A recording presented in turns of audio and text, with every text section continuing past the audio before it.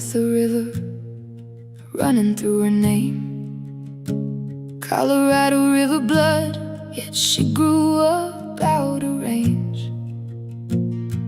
California streets, a different kind of sky, never told the stories of those who came before.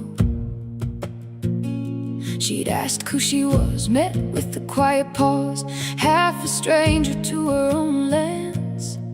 So she packed her heart away, took the long road home, thought the reservation would be the place she'd finally know. But the faces looked at her like she was something new. You don't fit in here either.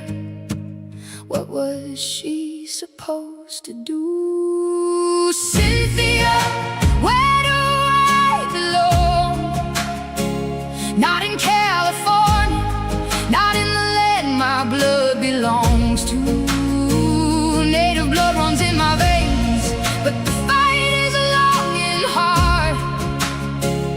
When you're young and no one's calling you their own, where do I belong?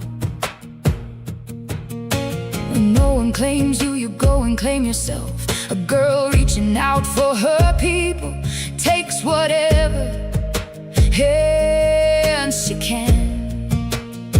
The wrong hands hold you steady when the right ones let you fall. That's not a failing, that's on us, the ones who should've known. A child don't raise herself, she shouldn't walk alone.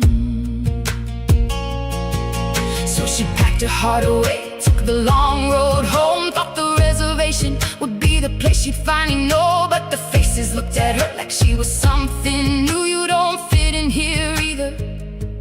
What was she supposed to do? Cynthia, where do I belong? Not in California, not in the land my blood belongs. Whose native blood runs in my veins, but the fight is hard and long.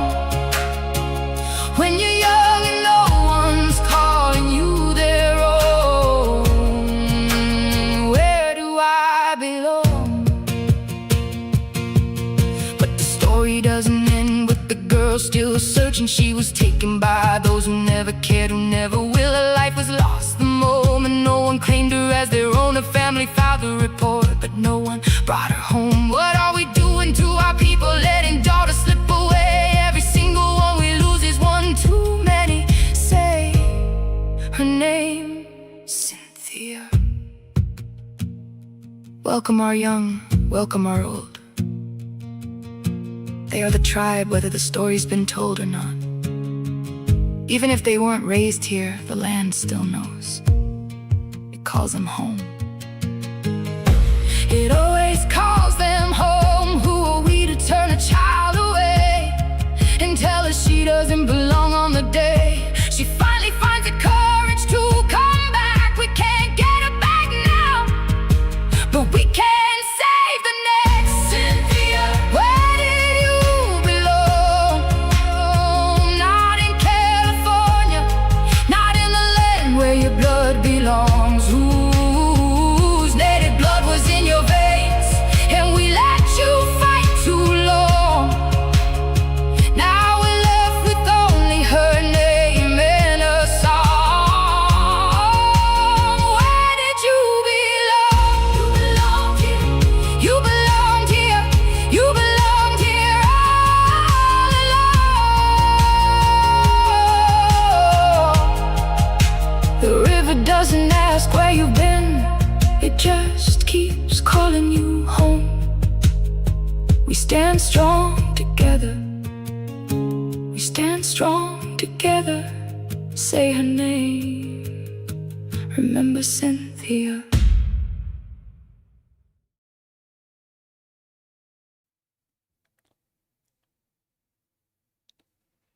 Live on the air, Trial Junkies United presents Justice After Dark with your host, Z.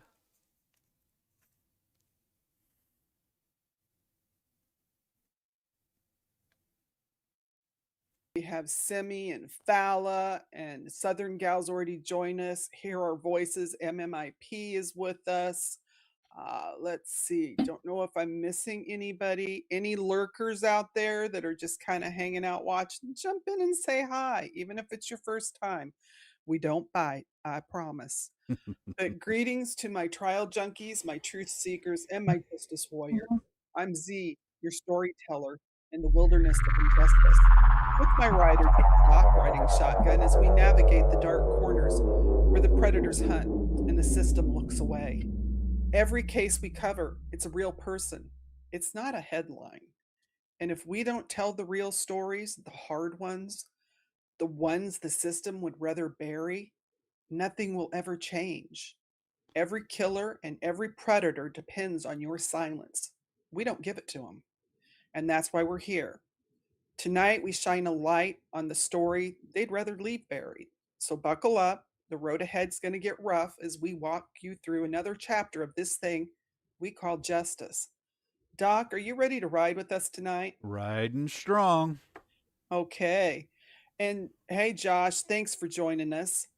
This is going to be Cynthia Williams' story. And tonight, we're telling you about Cynthia Ann Williams.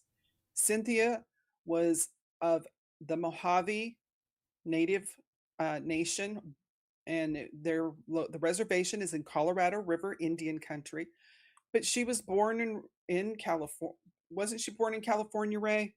She was born in Keams Canyon and raised in Central Valley, California, in the city of Los Banos. Ah, okay. Yeah. And now the reservation is in Parker, Arizona. And this is her beloved brother, Raymond. And he describes her as smart, artistic, and you can see she's beautiful. She was a woman everybody remembered because she was warm. She had humor. She was a mother very young at 17, as a lot of young girls end up with young children. But she was the oldest sibling. She carried that like a second mom to her three siblings in her role as the family. But like a lot of people, she started to struggle with some addiction on and off.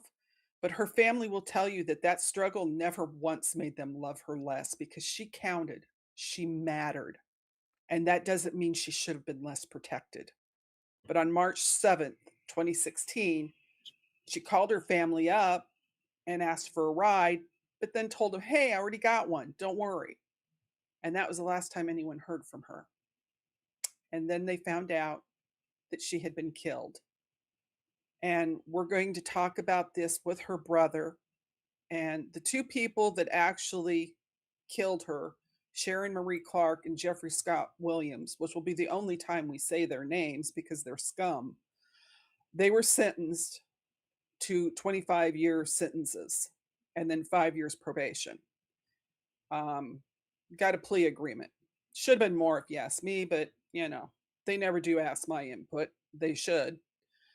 Hey, Billy, glad you're here, darling. But let me introduce Raymond because Raymond's a very interesting guy. I had such an awesome time speaking with him. And, we asked recently, where are the men in the MMIP, MMIR movement? Where are they? Well, I found you one. Nicole Metter, who we had on that takes pictures for MMIP. She says, call Raymond, talk to Raymond. And so I did. And he fights for his family. And he started a grassroots movement called Stand Strong Together.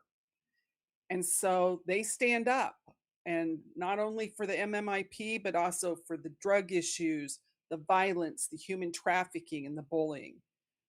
Welcome, Ray. How are you doing today? I'm doing fine. Thank you for having me on.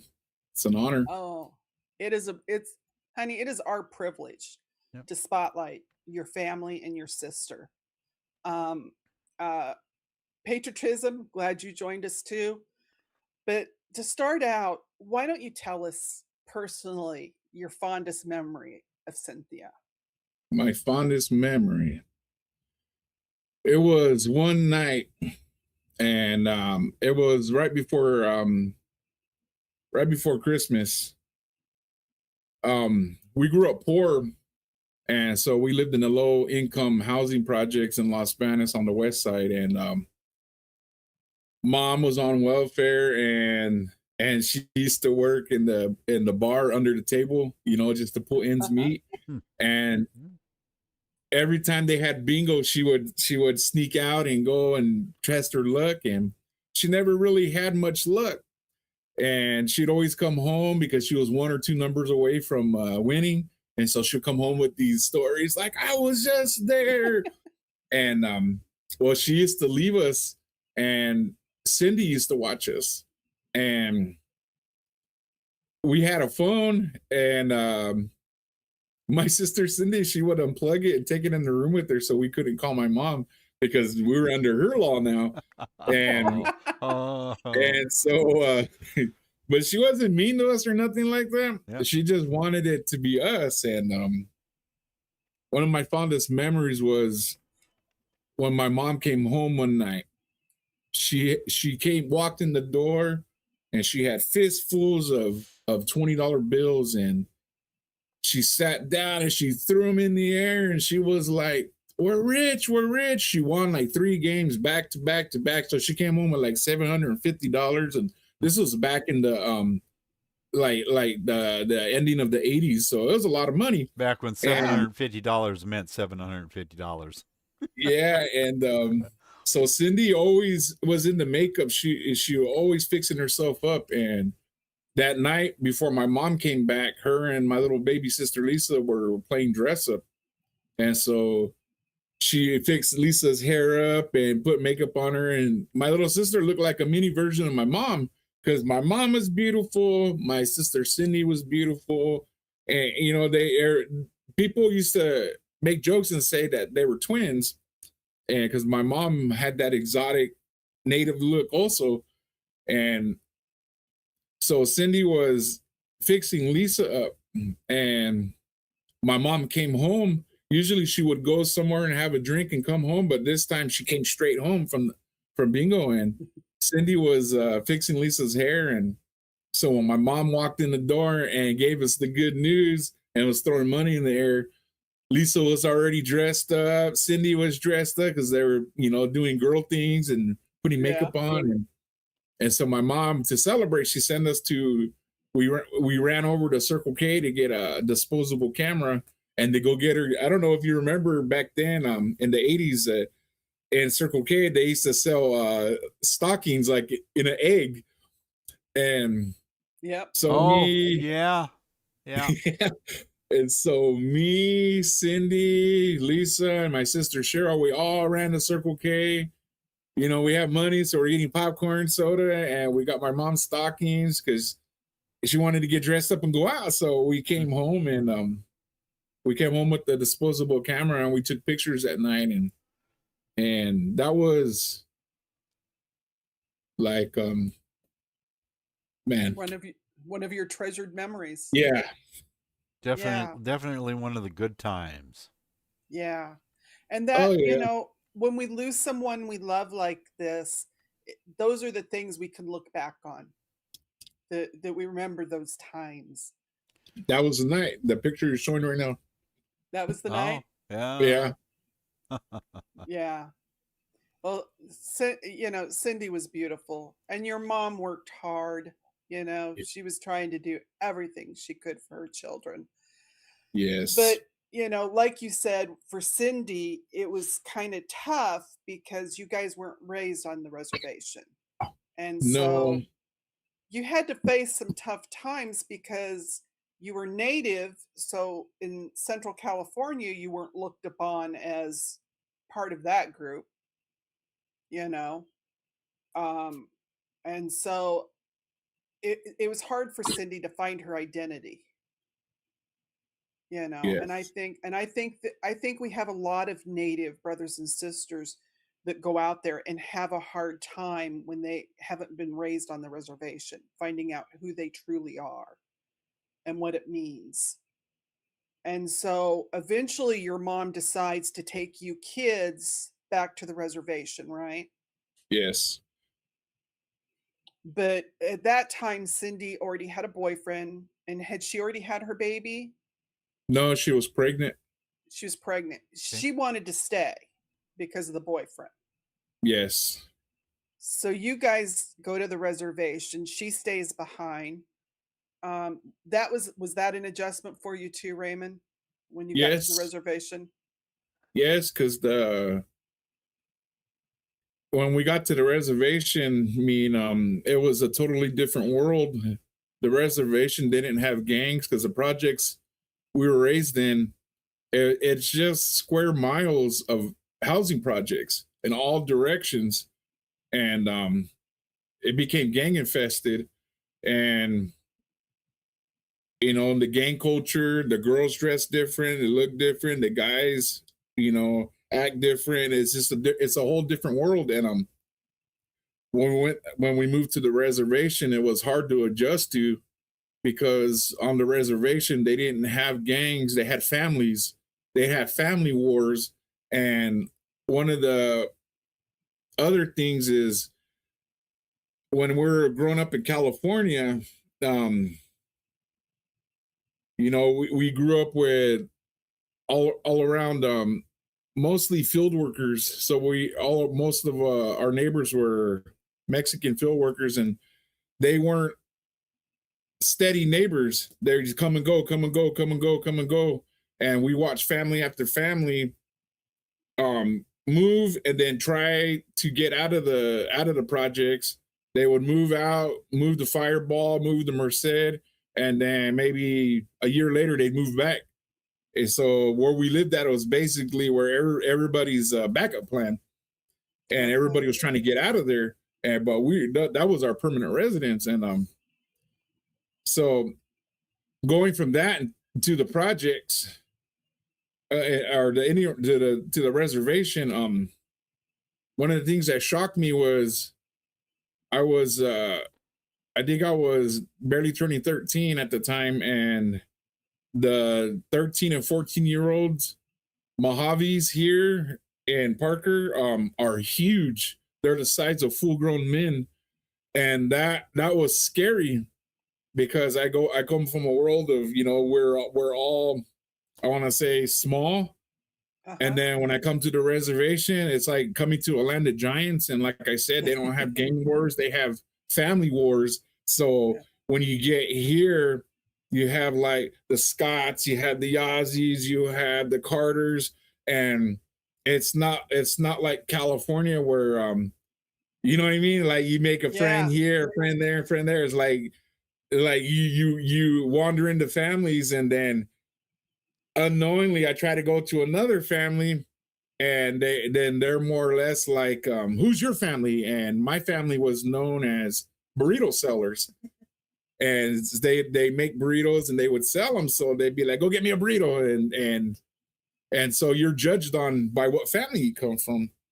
And I'm one of the oldest grandkids in my family from my native side. My mom was the oldest of 9 kids, and Cindy was the oldest grandkid, my sister Cheryl, and then I think it's my cousin Jermaine, and then me, and then there's a big gap after me, and the rest were like probably when I was 13, my other cousins below me were just babies, so there's a big gap there. And so I didn't have any. I'm the only boy. I have 3 sisters. So when I came to the reservation, I didn't have any.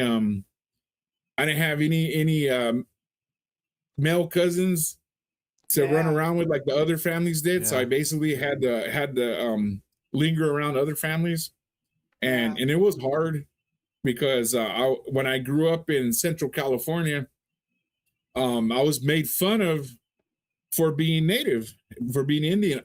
All the time around Thanksgiving, all my friends would turn around and start making fun of me. You eat buffalo, you live in a teepee. And I'm like, come on, man, I'm from the projects just like you. You know what I mean? We grew up together. We go to each other's birthday parties, but whenever the subject of the Mayflower or Indians come up, all the jokes come out, they dance around and do the whole wow. My mom, she was picked on. She'd go to work, and they would, she'd come home crying because somebody would tell her, call her a dirty Indian.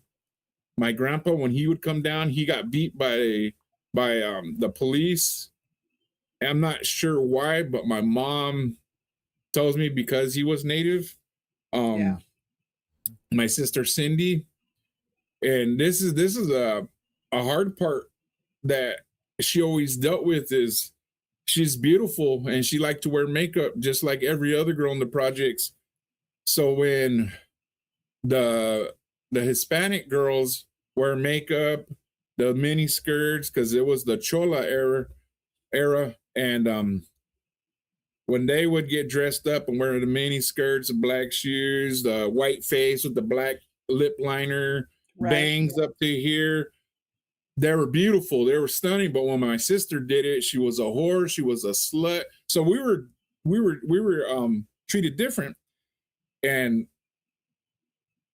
she couldn't dress like the other girls without being called names. We rarely bumped into other Native families, and when we did, they had a problem with my older sister because guys liked her. I mean, ever since I could remember, everybody, all the neighborhood guys were always asking about her. We used to all, as kids, we used to all gather at the doctor's office on Illinois Street in Los Banos and play football. I mean, all the kids from all around, we'd spend hours there.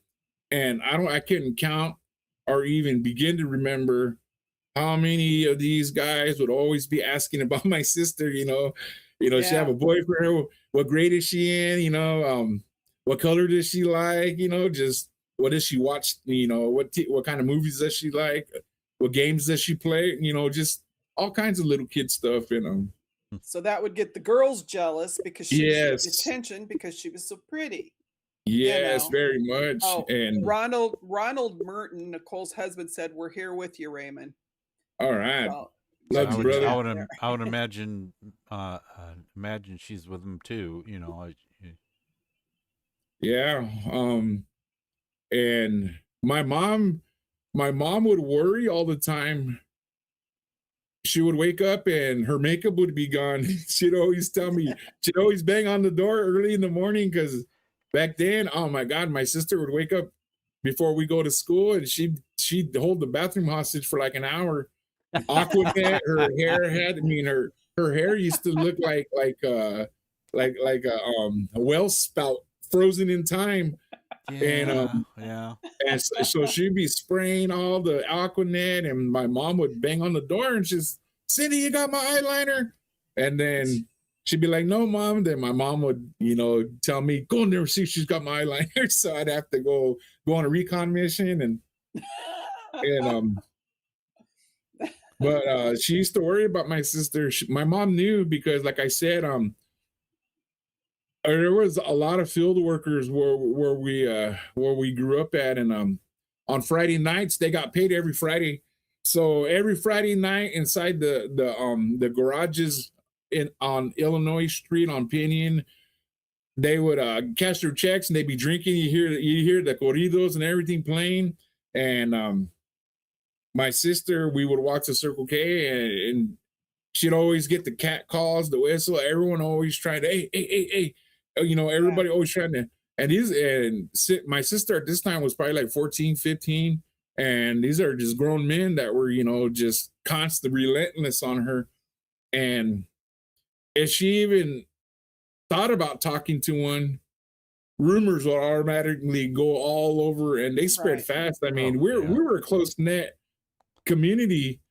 I mean, when one person got lice, half the school is getting called to the principal's the office when they would check our hair, and so we all knew each other. I mean, like I said, it's square miles of projects, so but we all knew each other. So even though people were transient quite a bit, which would be hard to form a close relationship, but when they were there, you got close fast.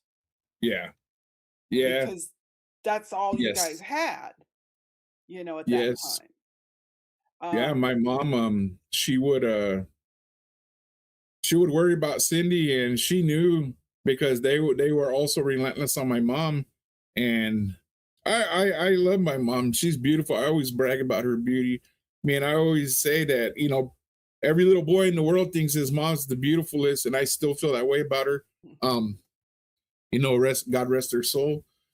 Yeah. But still, she knew because she went through it too, and so she knew the signs, and she would warn my sister Cindy. And as the gang culture grew, my sister Cindy ended up catching the eye of the big dog on the block.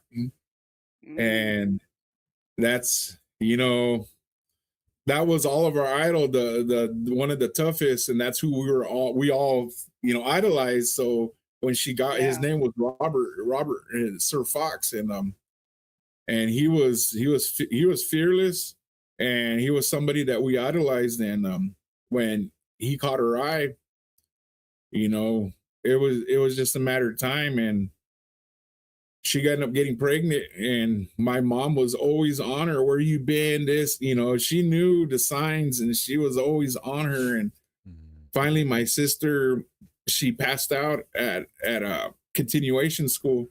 She fainted, and when she went to the Memorial Hospital, they told my sister that she was pregnant. And my sister asked, you know, if she could tell my mom personally instead of the nurses, but because she was a minor, they stopped my mom and they told her in the hallway, you know, that she was pregnant.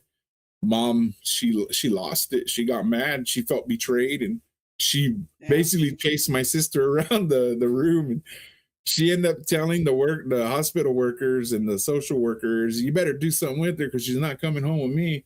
She was I remember that, and that was a hard time, because we came home from school and mom was at the table, and right when we walked in, she looked and she asked, "Did you know about this?" And we're like, "Know about what?" You know what I mean? And me and my sister, we did a lot of dirt. We broke into houses, we stole things, we stole mom's money. So when we came inside and she asked, "You know about this?" We're, you know, all the guilt came out. We're like, "Know about what, mom?" And yeah, me and my sister. You were ready to confess to everything. Yeah, we were. But we didn't know she was pregnant either. And so my mom was crying, and she told us that Cindy's not coming home. And I remember me and my sister Cheryl, that night we sat on the porch, and it was hard because we you know what I mean, that was our big sister, that was our second mom. And you know, who's gonna hold the bathroom hostage in the morning, you know what I mean? Who's gonna exactly. So it was hard. Who's gonna keep us all in line when mom's gotta work? Yeah. You know? Yep. So And did Cindy come home eventually, or she spent about a week in Merced in a group home, and mom and the social workers and probation got together, and they decided that because she's pregnant now, in California she's considered an adult, that she could legally live with the baby's dad, if she chooses to, that she's no longer under mom's law, because now that she's considered an adult. So mom sat at the table, and I mean, she was going through it. She just felt so betrayed, and she was hurt. And when Cindy finally walked through the field, we met her in the field, and we ran back to our apartment and told mom, you know, warned her, "Hey, Cindy's coming." And so she says, "Let her in." And when she let her in, my mom just held her, and they cried. And you know, she finally accepted it and faced it. Well, and I think too, Raymond, maybe your mother would have had a different reaction if the nurses would have let Cindy tell her mom, because more than likely Cindy didn't even know she was pregnant. You know, some girls don't. She fainted, you know, and found out she was pregnant. So she would have been able to explain it to your mom better than, you know, walking in and having some cold nurse go, "Your daughter's pregnant," and probably gave your mom the evil eye, you know. So, it might have been a different reaction. She still might not have been happy because you hate to see your kid go through something like that, but it might Yeah. not have been that adverse reaction, and that was just an instinct. I know your mother loved her dearly. So that Yes. wasn't, but once you guys moved to the reservation, Cindy did stay behind with her boyfriend, Yes. the baby's father. But how long was it before she ended up coming to the reservation with you guys? Because the relationship didn't go well. No. Um, we were in we moved in 1990 to Parker, and I'd say around 91. It was shortly after my nephew was born. She would call, and she wouldn't tell us directly that he was hitting her. She would just say that he's been staying out all night, and that the mom was basically asking her for all her food stamps. And it's understandable. You have somebody living under your roof, and you want help with the food and all that. So we're like, we're thinking like, well, it's that's not asking much, but all of them, you know what I mean? So she didn't really tell us the bad parts. She just said that she wants to come stay with us, that she misses us. And then finally, before she made her getaway, she started telling us, because like I said, this guy, he used to be my idol. So when she was saying, I want to come and I don't want Robert to come, I was offended. I was like, why? You know what I mean? And then so Yeah. she finally said, you don't understand. He's been coming home. He's been smoking weed laced with PCP. He's been coming home tripping on me. And then after he gets done tripping on me, he apologizes all morning, and just for him to go out and do it the next day, and knowing he's going to come home and trip on me. And at the time, I'm thinking like, well, he's coming home and he's like seeing UFOs and stuff. But what she meant by tripping is that he was pulling her hair, slapping her around, accusing her of, Yeah. and he would leave her home all day. And then, so she right out the gate from an early age, she already started hiding and hiding the failures in a relationship.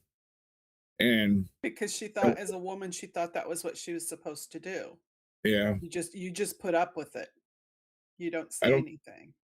I think she also was scared to be, a failure. You know what Had I mean? had did your mom ever have bad relationships like that? Yes, we grew up. My little sister Lisa's dad, back then, there was no domestic violence as a charge.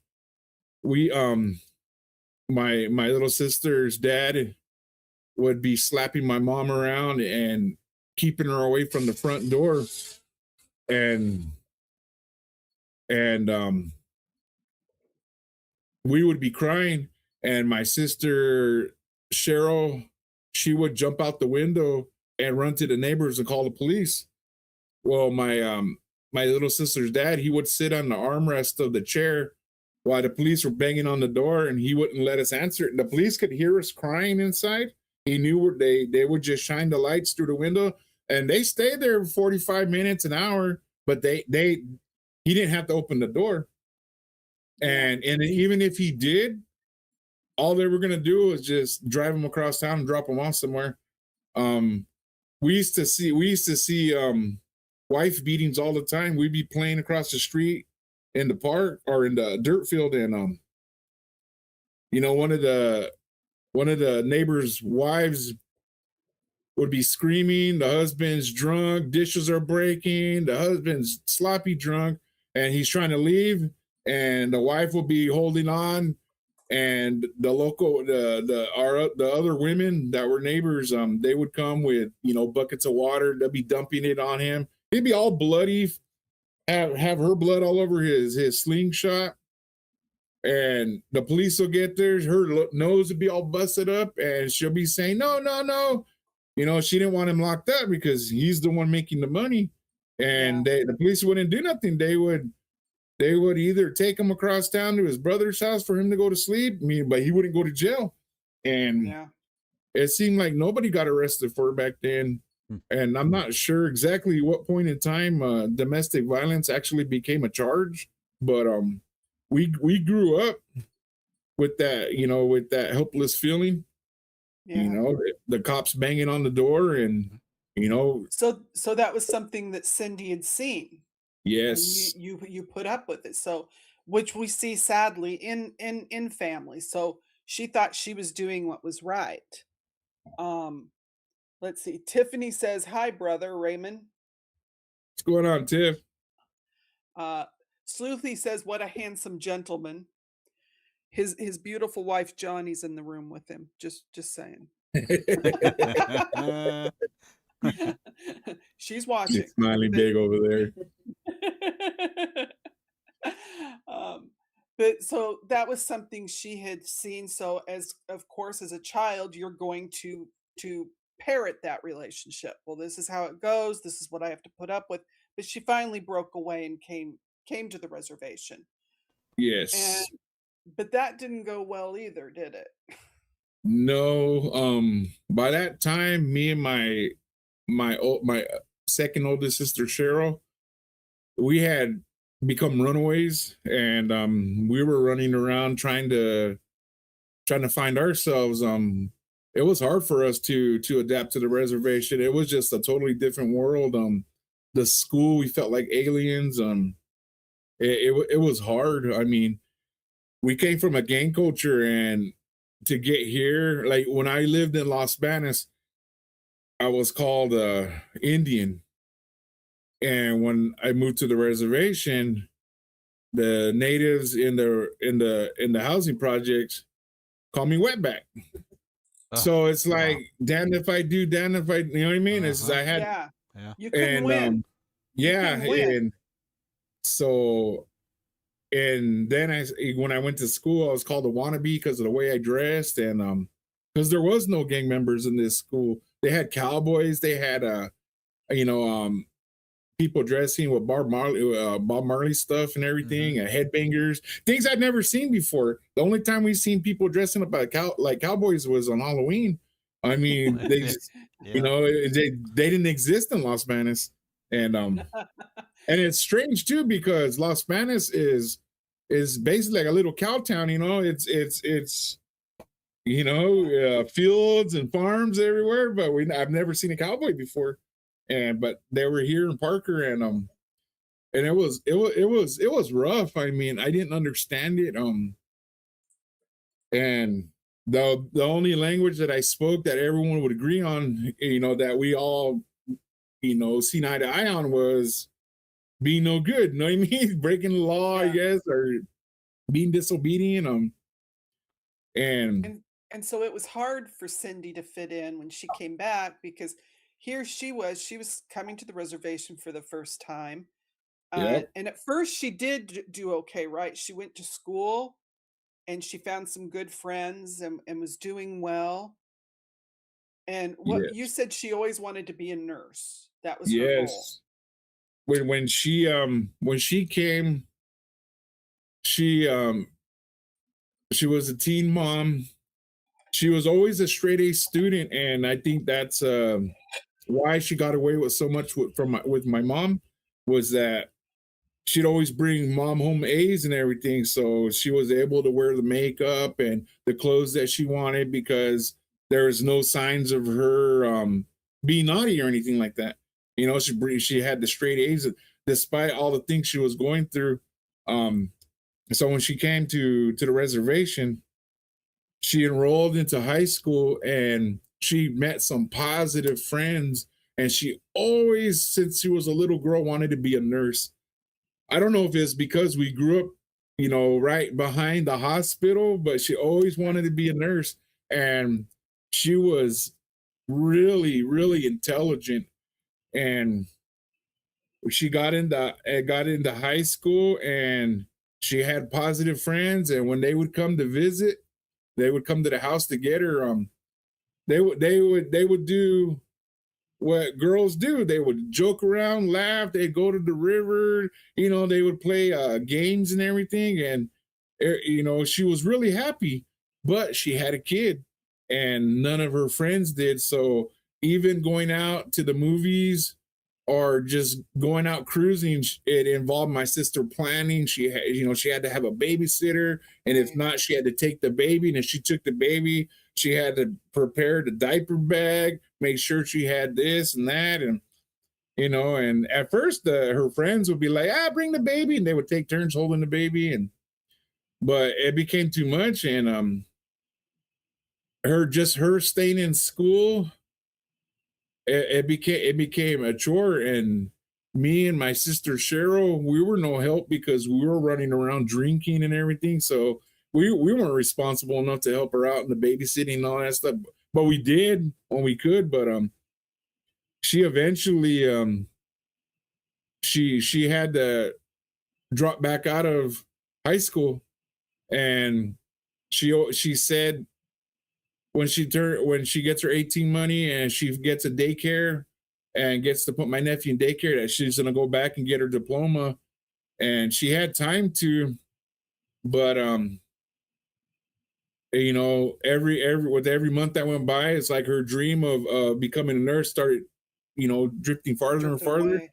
Yeah, and do you think if you and Cheryl might not have gone off the rails as bad if the whole family had moved intact? If Cindy had come with you, would she have been the force that might have stepped on you and Cheryl a little more, saying, "No, you're not doing that"?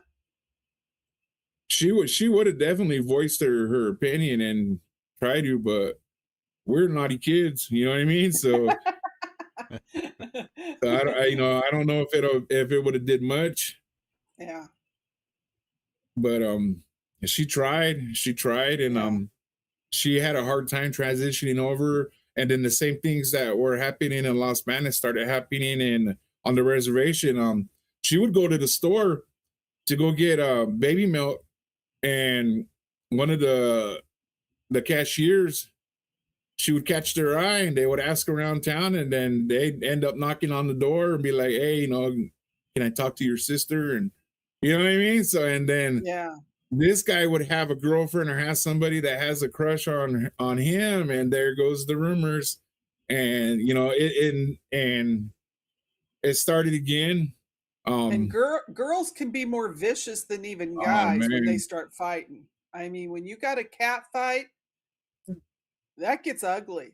And that's one thing for the young people out there, is if you have a guy that you're supposedly dating, if he starts looking at someone else, he's not worth it. The same if it's a woman and you're dating some girl and you're a guy, and all of a sudden she starts looking elsewhere. They're not worth your time because they're not interested if they're still looking. So there's no reason to get into fights over someone. There just isn't. And some of these fights have led to people losing their lives. It's not worth it, because that person, if they have a wandering eye, they're not going to stay with you. It's like my mama always said, if you have a dog that gets into the chicken coop sucking eggs, the only way to stop him is you shoot him.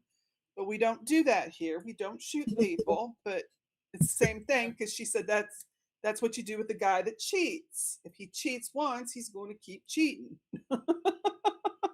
So you don't put up with it. But picking on another girl because she's pretty and this guy's looking at her, that's not the answer. He's got a wandering eye. It's not her fault. And she probably didn't even know if he was dating someone, or, Yeah. And so here you have this poor girl that's come to the reservation, and she left one area where she was looked down upon because she was native. Now she comes to the reservation. Now she's looked down on because she's not native enough for them, because she was an urban Indian. Basically, she couldn't win. And that's what breaks my heart when you talk about Cindy, is she really got put in a position where no matter what, she was not winning, you know. And Simi, one of our mods, says girls are vicious, bro. They pound for pound, girls are tougher than a dude for real because they can and will play dirty. And that's Yeah. true. I mean, they will play dirty and they have no qualms about doing it.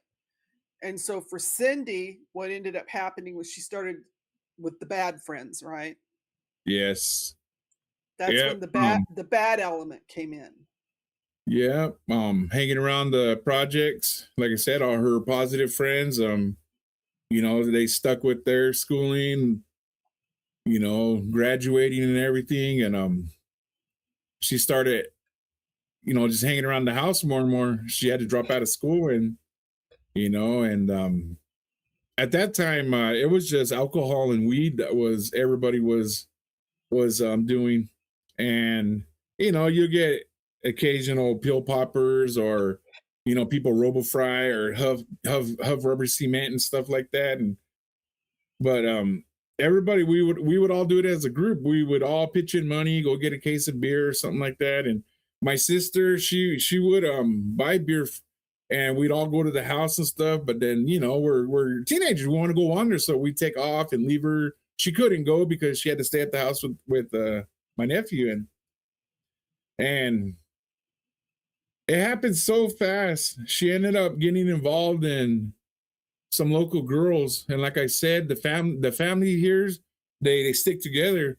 And so she met a family of girls, and they were into meth. And us as groups, we would pitch in money, and like a 20 sack of methamphetamine would get like a group of 5 of us high. You know, we all stay up for 2 days, and then we'll just call it quits, be like, hey, I'm gonna go home, you know, take a shower, go to sleep, you know, and then it'd be over with. And, you know, if back then, when it first began, just to hear somebody smoke a 20 or a 40 sack to themselves was, you know, was weird closet stuff, you know, because we did everything as groups. Yeah. And and the group that my sister was hanging out with, or started going to the house, they were doing large amounts. They were doing like grams, teeners. And so she was like, I guess, getting really high, to the point to where my uncles were like, hey, something's wrong with your sister. And we're like, what? You know what I mean? But yeah. I guess her hands would lock up, and she would go across the street and tell my uncle, something's wrong, man, you need to go to the hospital. So they would take her to IHS, and you know, the doctors didn't really know what to look for because it wasn't a problem yet. Know what I mean? Yeah. And so it happened so quick. And then her dreams of going back to school, getting her diploma, and putting money in the bank, and putting my nephew in daycare and getting a job and stuff, all of a sudden that wasn't a priority no more. Now everything became about hanging out with these girls or going, you know what I mean? Her world just closed in to the projects. And she was no longer dreaming outside of it. And it happened so quick that we didn't see it. It hit hard like a hammer. And I always told her, if I ever find out who's the first one to get at to you, that I was gonna go get him. And she never would tell me.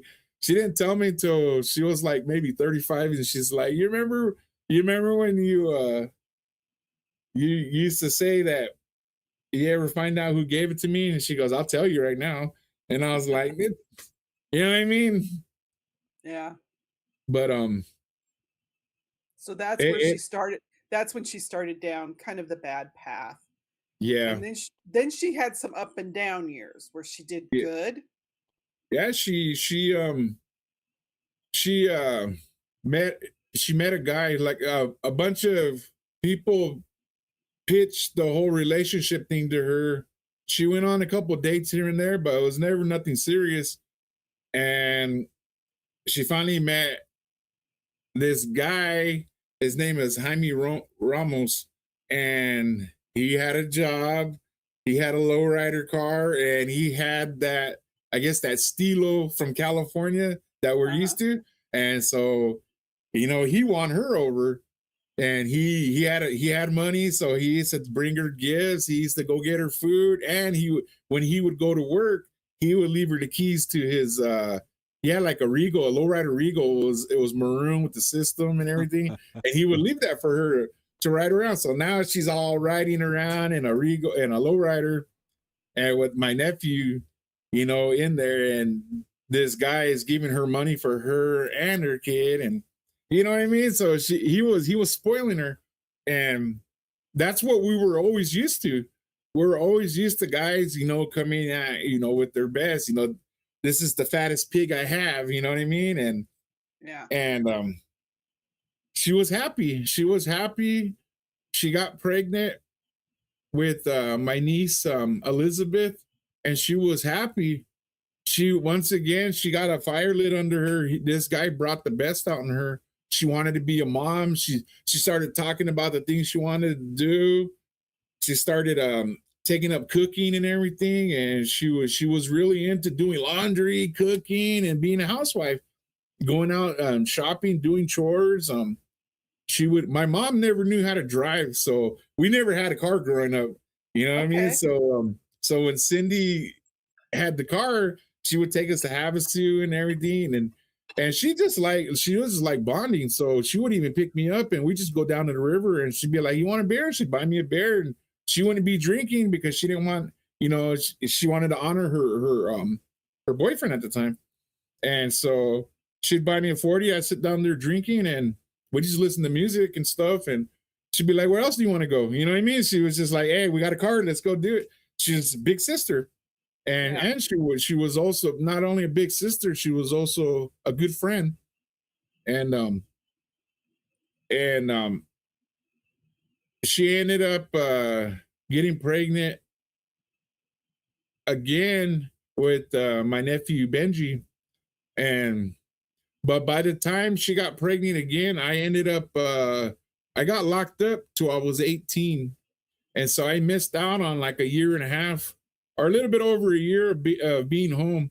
And then when I got out when I was 18, I lasted I got out October, and I got locked up again in May, and I ended up going to prison.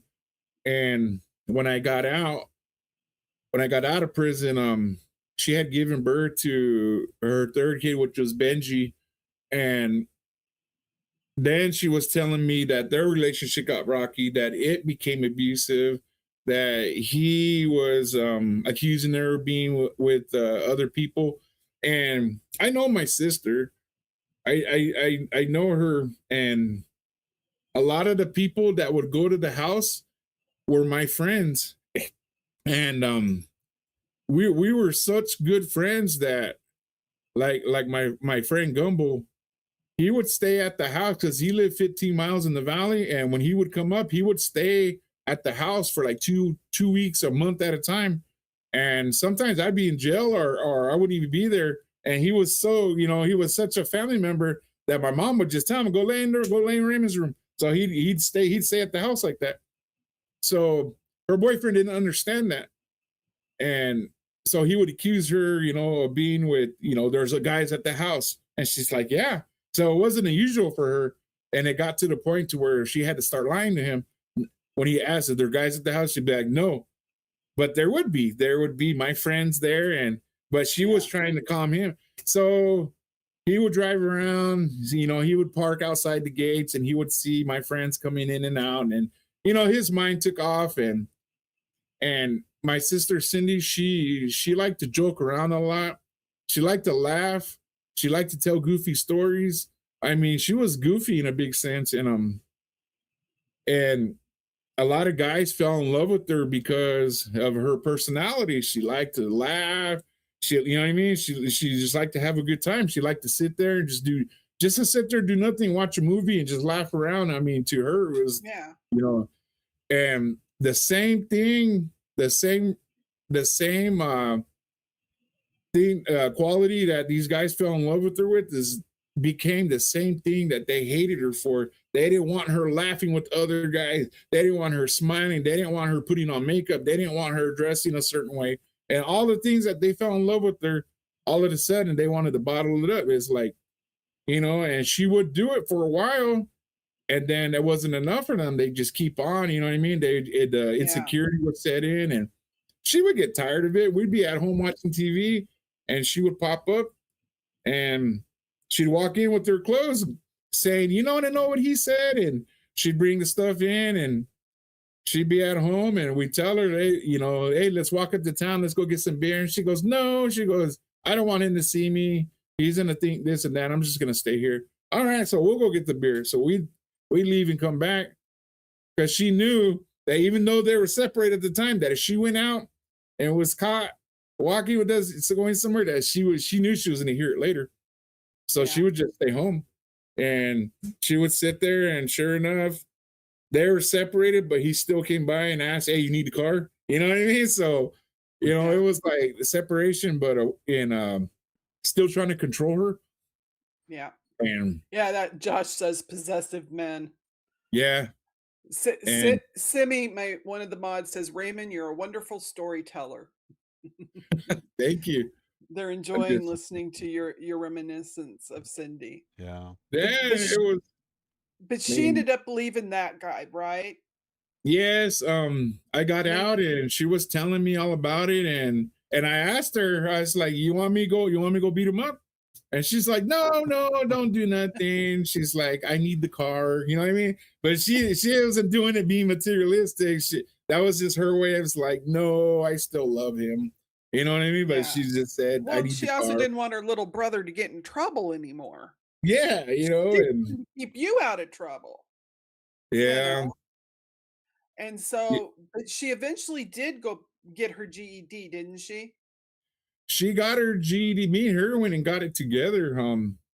Awesome. And after she split with their baby's dad, with Benji and Elizabeth's dad, she ended up the local drug dealers were pursuing her, and you know, she didn't plunge herself into drugs or nothing like that.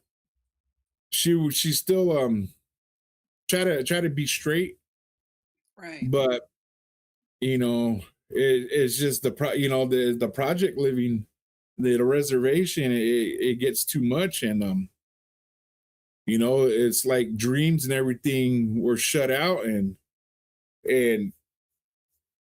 at that time I wasn't no help either, because I started selling drugs, and I started, you know what I mean? And like I said, she's my sister, she's also my friend, so we do it together, you know what I mean? We'd sell drugs together, we'd go out, commit crimes together, you know what I mean? She was drunk, and I'm on my way to bust some windows out, and she's like, where are you going? I said, I'm gonna go bust these windows down. All right. So she go, you know, like I said, sometimes she's kind of goofy. She's all right, let's go. And she get her bag, put her hat on backwards, like she's gonna go on some, you know, some classified mission with me, and you know what I mean? And but that's my sister, and you know, she was always there, but she ended up and she ended up getting stuck at the house, and like I said, I had friends that would come over and stay at the house, and I got out of prison, and there was a little member to the gang that I'm from, I used to be from, and he used to come to the house, and he would stay at the house. He would stay at the house for weeks at a time, go home, come back, and I got locked up, and I looked in the camera one day when I was in my cell, and I see my little homie. He was in the they had just booked him in, so he was in the security cell, and so I start yelling for him, hey. And I could look in the camera, and I know he heard me, but he wasn't responding back. So I figured, maybe he's just, you know, going through it. Maybe he's detoxing. I don't know. For whatever reason, he's all hurt panties in there. You know what I mean? And my mom, she came to visit me and she told me something happened to Cindy. And I said, what? And she told me that Cindy was raped. And I was like, what? And she said, my mom told me the best details she could. She said, I woke up and Cindy was screaming. She went in the room and woke my mom up, and she was saying, he raped me, he raped me. And she was screaming at my little friend, my little ex-friend. And she was saying, how could you? And my mom tried to, okay, slow down. What happened? You know what I mean? Yeah. And when she said that, my sister got mad and she said, you don't believe me. And so she took off running. She ran out of the house, out of the project. She ran across the park to her boyfriend's house. She was panicking and she banged on his door. And when he answered the door, she was trying to tell him, and he got scared. So he called the police, and the police got there. And so she was trying to tell the police what happened. And I don't know the police demeanor or what they said, but the police was a woman and her boyfriend were conversing back and forth, and they made my sister feel like she was lying, like they were kidding about it, like they didn't take her serious. So she grabbed a big meat knife and she almost cut her arm off. She sliced her arm and cut all her tendons because she felt the police and her boyfriend didn't believe her and they weren't taking her serious. And so my mom, when the police went to my house, my mom filled them in on the other part. So they ended up arresting him. And that's when I seen him in the holding cell. And so while my mom was telling me at visiting, I started going through the motions, like betrayal, Yeah. because like I said, it was normal. We let friends, and this is the beginning of us learning, like, don't do that. Don't let friends stay at your house at all costs. It always ends up bad. I don't care how long you've known them, how many years, don't do it. There's a saying in prison, don't tell me your business unless you want me to know it. Meaning, don't tell me about your girlfriend. Don't tell me about your little sister, because, all I'm doing is I'm downloading everything and I'm going to go get them. Don't tell me about the drugs you sell because I'm going to rob you. So keep all that stuff to yourself. And these are the hard lessons we got to learn. I had to learn that. Somebody that was not only part of my gang, someone that I trusted, led in my house, somebody that I was mentoring, did that to me, did that to my sister, did that to my mom. And my mom, she came and told me, and oh man, that was hard. That was hard, because what was even rougher was when my sister finally came to visit me. She came to visit me and she told me the feds want her to testify. And I told her, testify. And she said, I feel like I ruined your guys' friendship. And I got mad at her. And I told her, don't call that, that piece of crap my friend. And don't ever think it's your fault. Yeah. It's not your fault what he did to you. No. And I told her, and she says, well, what about his family? What if they come after me? And I told her, you know what? You just worry about testifying against them. You put him in the system and let us deal with him. I'll worry about his family. And she trusts. She said, okay. Because not only did my sister testify, but they had like 4 other girls of his victims, and my sister was just one of them. So when he went to court, they only tried him on 1 rape, and they kept like the other 4 victims just in case that one fails. They were going to go down the line. So they convicted him only on 1 and not the other 4. And so he went away. And I'm not exactly sure if the charge was rape or battery or what he pled to, but that's what the feds had come and talked to my sister about. And I told her, go, you know what I mean? because like I said, we come from the projects and stuff, and it just burned into your mind. Rats, snitches, don't, and the older you get, it's so stupid. I mean, it's fake. Street, I'll tell you this right now. I got 3 prison numbers. The street laws are fake. They're all a lie. They're all a lie. I mean, it's just there's just thousands of older convicts that know this, that if we go back and steer ourselves away from it and tell us what we know now, we would. Now more and more, there's so much prison genres of ex-gang members that are trying to get everybody out of that life. Times are changing though, and kids it's not like in the 90s and the 80s and the early 2000s anymore. Now these kids have minds of their own, so it worked. We're still, us coming out and letting them know exactly about the street laws and stuff, how fake they are. It's working, but well, it's too bad the feds didn't then go ahead and charge him for the other rapes. Yeah, because he would have got a longer sentence. They would have kept him where he belonged. Yeah. Well, later on down the line, a few years later, I was actually sitting in the tribal jail, and I don't know how this happened, but they were having an AA meeting, and they asked the pod I was in, they said, "You guys want to go to AA?" And I was like, yeah. And so I ran to the bathroom real quick, and I started washing my face and go bathroom real quick. And so I was the last one out of my cell. And so everybody had already went into the AA meeting. And when I walked in there, he was sitting right there. I walked in there and I looked down and I was like, oh, hell no. First thing I did is I looked at the book to see if there was a pin that people were signing in with, because I wasn't gonna get them. And I looked around, I glanced around, and I didn't see anything. So I sat down and I rolled my pants legs up, and there's no way. And he just sat there like nothing, like he didn't do nothing wrong. He was just sitting there like as if he was going to get a free pass or something. So I rolled my pants leg up, and just like that, I mean, I got him. I got him, and there wasn't much I could do, but what little bit I could do, I tried to, you know what I mean? I attacked him. Yeah.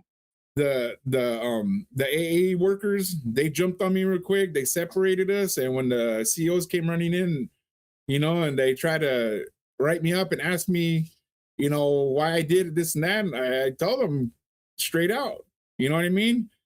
This is your guys, you know what I mean? It's like, well, really, it was their fault. They should never this put you guy guys raped my sister.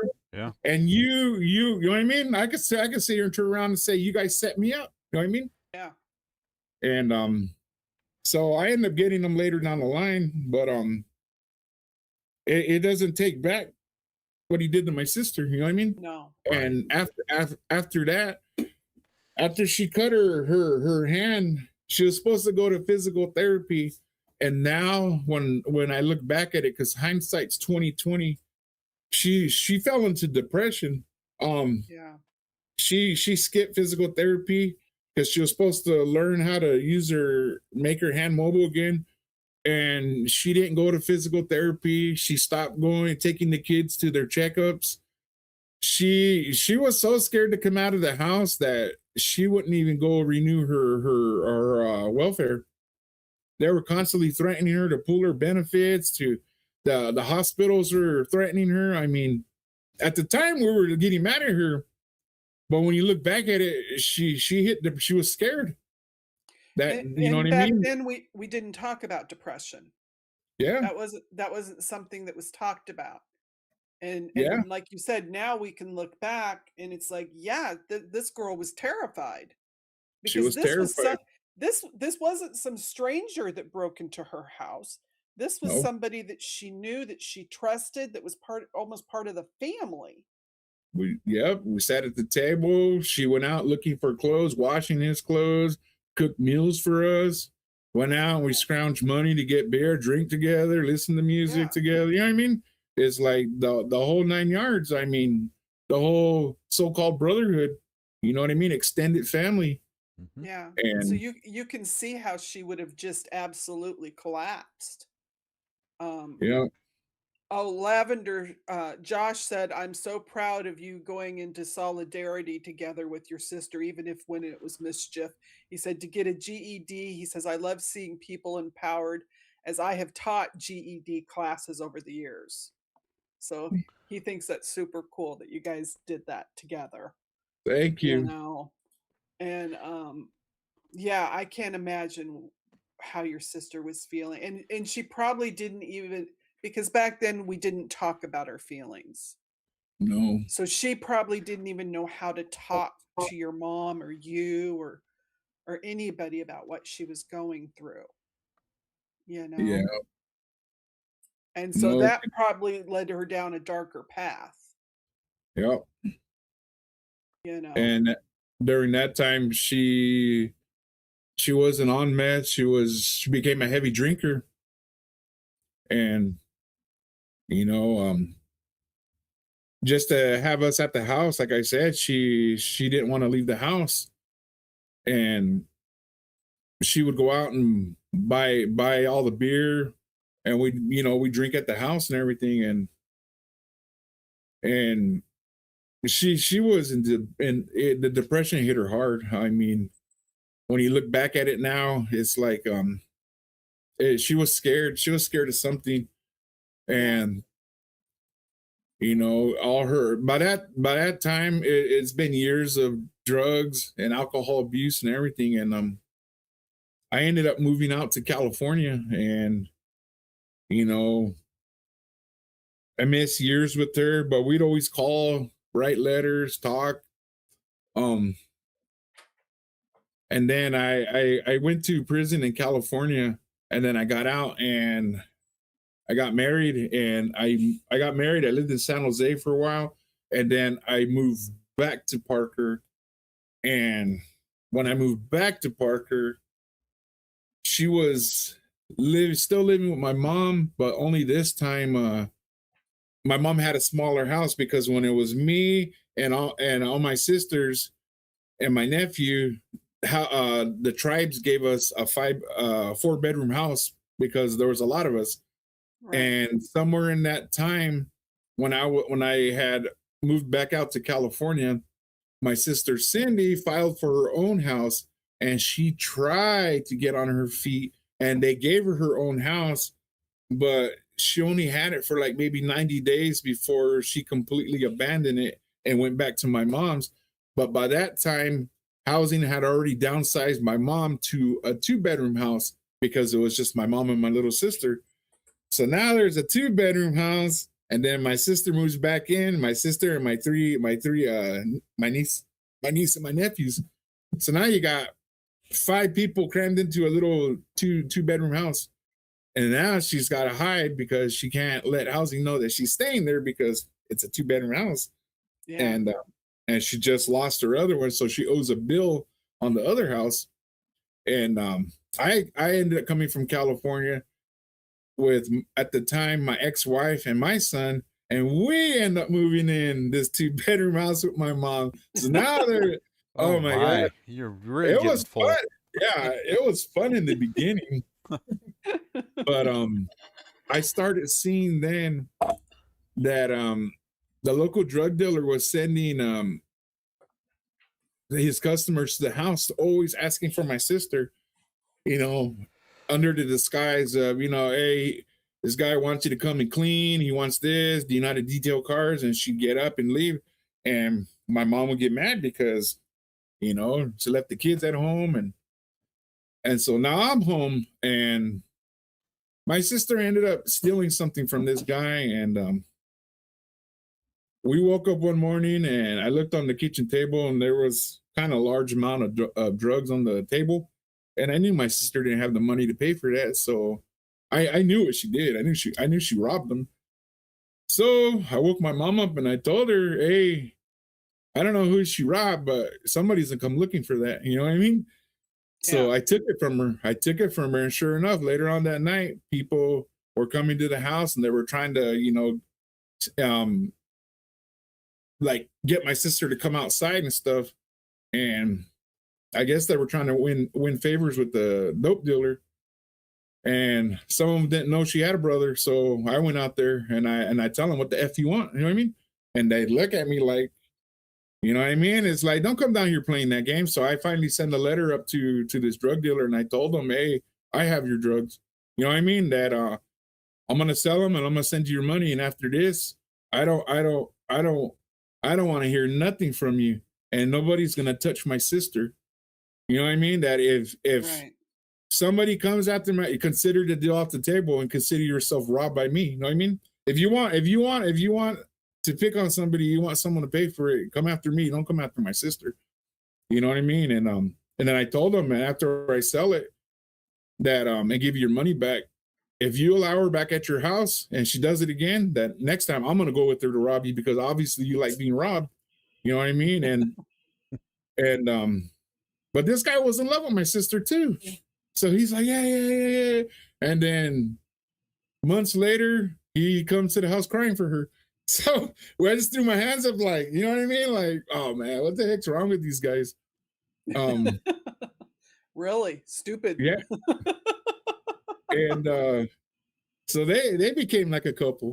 And you know, and this is just stuff you can't make up. It's like reservation stories. And but that was her life. And my mom eventually got, you know, like I said, there's a bunch of us in the house. She got fed up with it, and we ended up kicking her out, and we kept the kids. And we wanted to scare her because she's never had a job, and when she did try to go get a job, her supervisors or her training supervisors never looked at her as an employee. They looked at her as a future date. So they were like, "Oh, I'll get that for you," instead of sitting there and letting her struggle it out and to learn how to work. They decide to try to, you know, throw out the be the knight in shiny armor and do it for her, and she ain't gonna learn nothing like that. So No, you know, they handicapped her. yes, They really did, just because they wanted to date her. She lost interest in the job. And you know, I go to the house and tell her, hey, let's go to work, and she's like, I'm not going. You know what I mean? It's like it was no fun to her. Tiffany says reservation dogs. Yeah. And yeah, so we wanted to scare her, and she ended up moving in with some friends, and she'd come around, see the kids, and she was constantly telling my mom, I'm gonna do better, I'm gonna get a job, and she was going around the reservation with doing odd jobs, cleaning yards, cleaning houses. But like I said, she would have friends that were like, okay, this is my chance. And so they're like, hey, come on, stay over here. And she was constantly moving, and she'd come to the house and she would tell me, like, oh, this guy, he really tried to kiss me. You know what I mean? These would be old guys, like old drunks and everything like this. Yeah. And at the time, she was barely like 30. You know what I mean? So to her, she was like, oh, gross. This guy tried to kiss me. And we'd sit back and laugh. And then she would leave. And years went by, and she never got a steady house or nothing like that. She became more used to the street. Like I said, she had her crowd of people that were, you know, they would all sit around trying to figure out where to get money from. She was homeless, but she wasn't homeless. You know what I mean? She could have came home anytime she wanted to. That's what I called unsheltered. They're unsheltered. Yeah. They're not homeless. They have a home somewhere that they could go to. Yep. But for some reason, sometimes it's choice, sometimes it's just circumstances that they just can't bring themselves to come back. So I like to just say they're unsheltered. You know, so they couch surf. You know. Yeah. They hang out with friends. They, you know, hey, someone's got a place. Okay, let's all go there. You know, someone's got a place over here. We'll go here. And that's, you know, and I'm sure a lot of it too had to do with her being sexually assaulted. She didn't feel secure anywhere. You know, so if she kept on the move, who's going to catch up with her? Right. You know, so you can kind of take it back to that time and what happened to her, you know. And, you know, Cindy just didn't have a shot. I mean, the poor girl just, it was like everybody told her she didn't belong, even though she belonged on the reservation. She is a native citizen, but Yes. we have to, and I mean that's a colonization thing about this stupid blood quantum that needs to be thrown out. Who, I'm sorry, they shouldn't be. You know how much of you is native? It does not matter.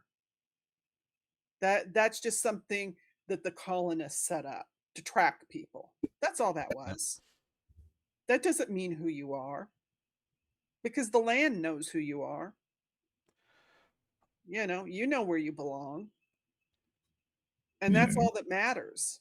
That's your heritage. Nobody else. I mean, that's like someone, if they're Italian and Greek, nobody asks them, how much Italian are you? How much Greek are you? We don't care. If you say I'm Greek and Italian, oh, that's cool. But all of a sudden, if you say I'm Mojave and is it Paiute, Yeah. then all of a sudden Yes. you're going to go, well, how much? Why does that matter? Yeah. Right. You know, numbers don't matter. And it's really funny because with the native culture, it's always you have to have so much to count. If you don't have an, and yet with Black Americans and due to slavery, it was the opposite. If you even had one drop, you were considered Black. And that's when they started those terrible, like Muldru, they would call them, the different names for how much Black they had in them. Yeah. But just one drop, you were still Black. And it's like, people, we're all part of the human race here. It does not matter what color, what nationality we are, none of that matters. We're all part of the human family. Let's just accept us. Let's accept each other for who we are. Cindy didn't get that chance No. because people tried to put her in a box, you know?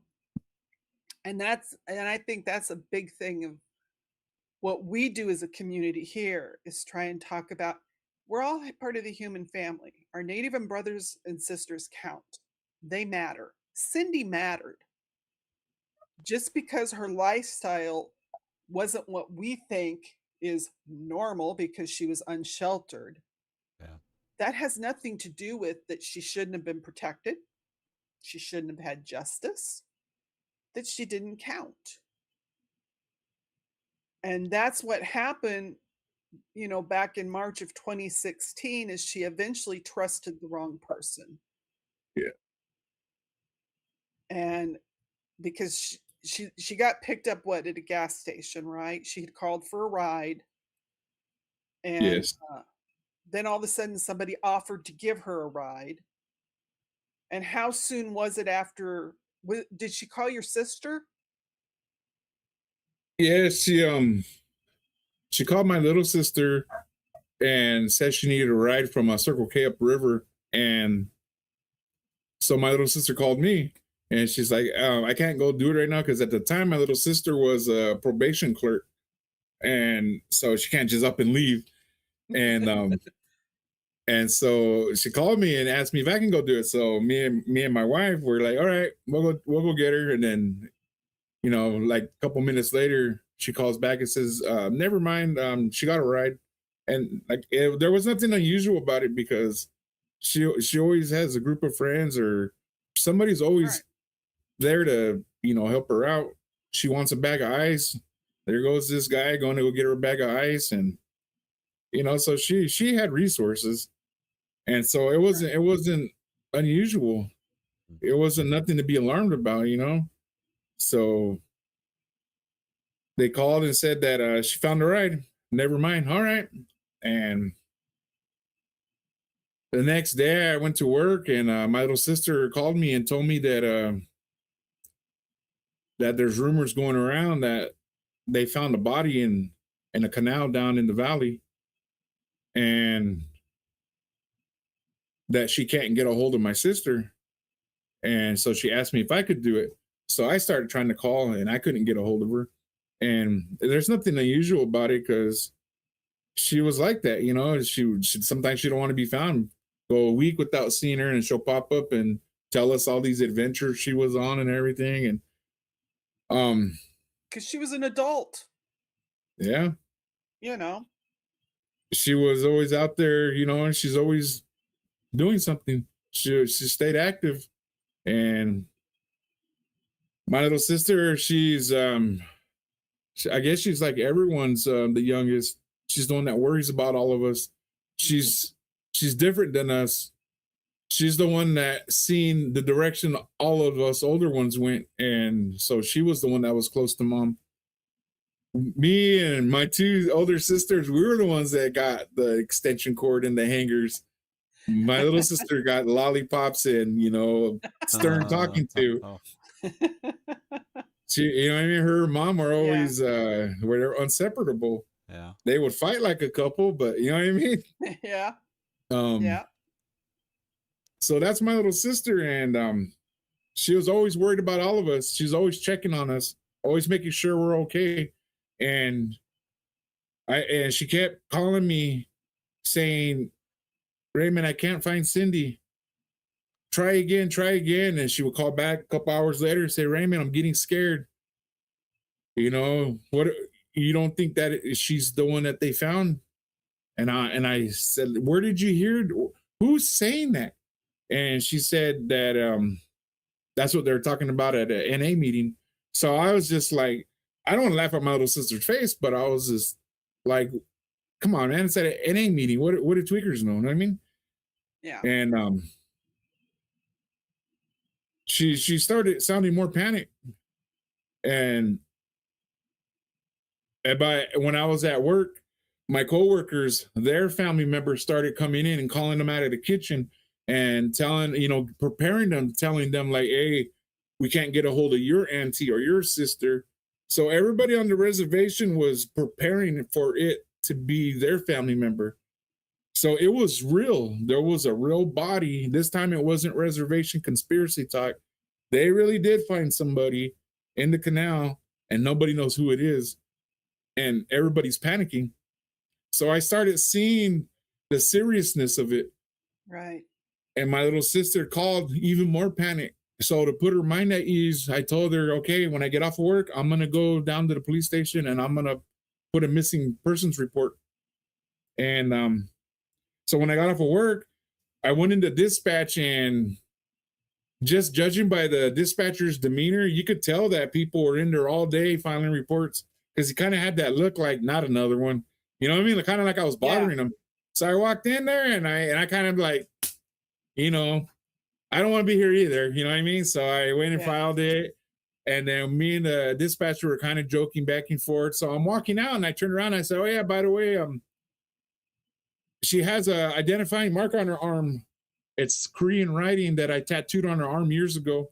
And he kind of stopped what he was writing, and his everything about him changed. And he ended up giving me a card, and he told me somebody should be calling you shortly, so stay close to the phone. And I'm thinking, I'm still in denial, so I'm thinking, everybody got this card that filed today, you know. So I went home, went to sleep. And the next day, me and my wife, we were driving on the California side of the river, and the FBI calls me, and they asked me if they could speak with me and my mom, and asking where can they find my mom. And I tell them I'm on the California side, so I can't be there right now, that it'll be later. And I told them where my mom was at. And my wife's niece girlfriend was a firefighter at the time. And I ended up blowing a flat tire on the California side. So I told the FBI, I'm stuck right here right now. And so we're waiting for a ride for someone to come and get us, to take me to go get another tire. And when they came to pick us up, my wife's niece girlfriend, she was there when they pulled the body out. And she mentioned something. I don't know. I'm not quite sure what she mentioned. All I knew is when she mentioned it, I felt the chill go down my spine. And then I realized what I just did. My poor mom was sitting at home watching her soap operas and National Geographic, just oblivious to what the rumors going around, because me and my sister don't want to upset her. It's our job as the kids to protect mom from these kind of rumors. You know what I mean? Especially if we don't feel they're true. So we didn't tell her nothing about it. We kept everything from her. And now the FBI is on their way to go see her because I told them where she was at. So I panicked and I got on the phone and I called my little sister, and she's at work, and she's at the time she was a probation clerk. And I told her, go to mom, hurry up. I said, the FBI is on their way to talk to her. And she starts panicking. She starts saying, Raymond, why, Raymond, why did they want it? And she starts crying. She's like, no, Raymond, please. And I told her, get over there. And instead of going to get a tire, my wife's niece says, you want us to take you to 100 Homes? I said, yeah. So I jump in the car and they race me to the projects. I'm trying to get there before the FBI does, but I was too late. I got there and the FBI and the tribal cars were already all in the lawn, all around the house. And when I got out of the car, I could already hear my mom crying. Oh. I could hear her screaming, not my baby. Yeah. And I got there seconds before my little sister did. And so she got out. I went in the door first and the FBI were standing there. And then when I seen my mom, she was completely broken. I never seen her look like that before. But the lady, the FBI agent was standing there and she had these pictures. And I looked at it. And when I looked at it, it was my sister. And I said, yeah, it's her.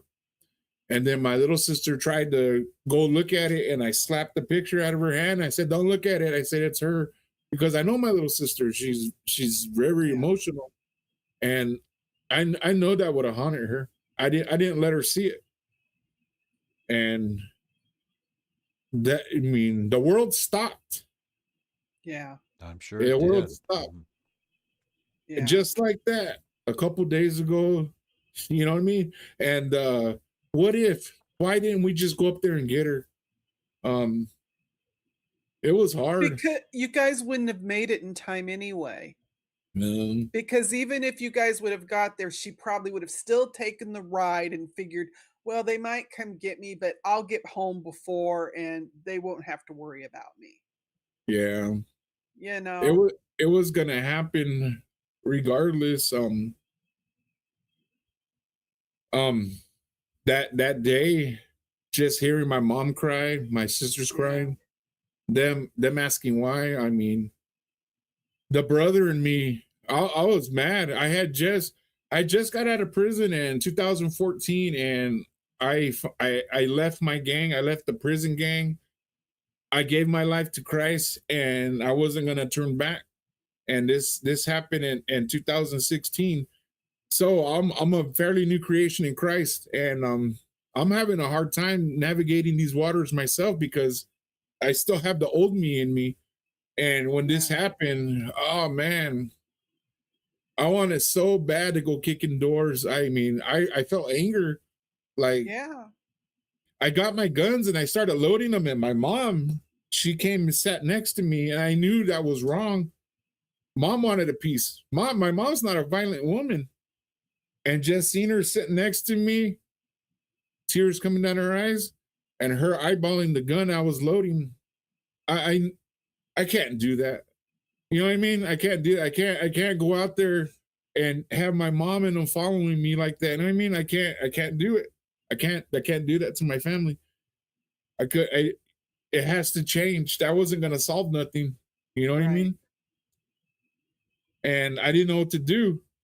I followed the FBI and the tribal police outside, and I was just standing there looking at them, and they turned around and they asked me, are you okay? And I said, yeah. They said, let's go get these guys. And they told me, go inside and mourn with your family. I said, I don't want to mourn. I'll mourn later. I want to go get these guys. And they left, and I went inside. I just, the words can't explain. She's gone. Right. And somebody did this to my sister, and I didn't know what to do. That night, I got on my knees and I made a deal with God. I was just so torn. My spirit is at war, my flesh. I wanted so bad to go out there and hurt somebody. And I got on my knees and I made a deal with God that, God, if you give my sister justice, I promise to be honorable. And we all spent the night in on our, I'm pretty sure on a lot of reservations, but on our reservation, when someone passes away, the community comes and they bring dinner, they bring soda, chips, food, because you're mourning, and the community takes care of you. So right away after the FBI left, the community started coming. They're bringing dinner, they're bringing sodas, they're bringing food for my for my son. You know what I mean?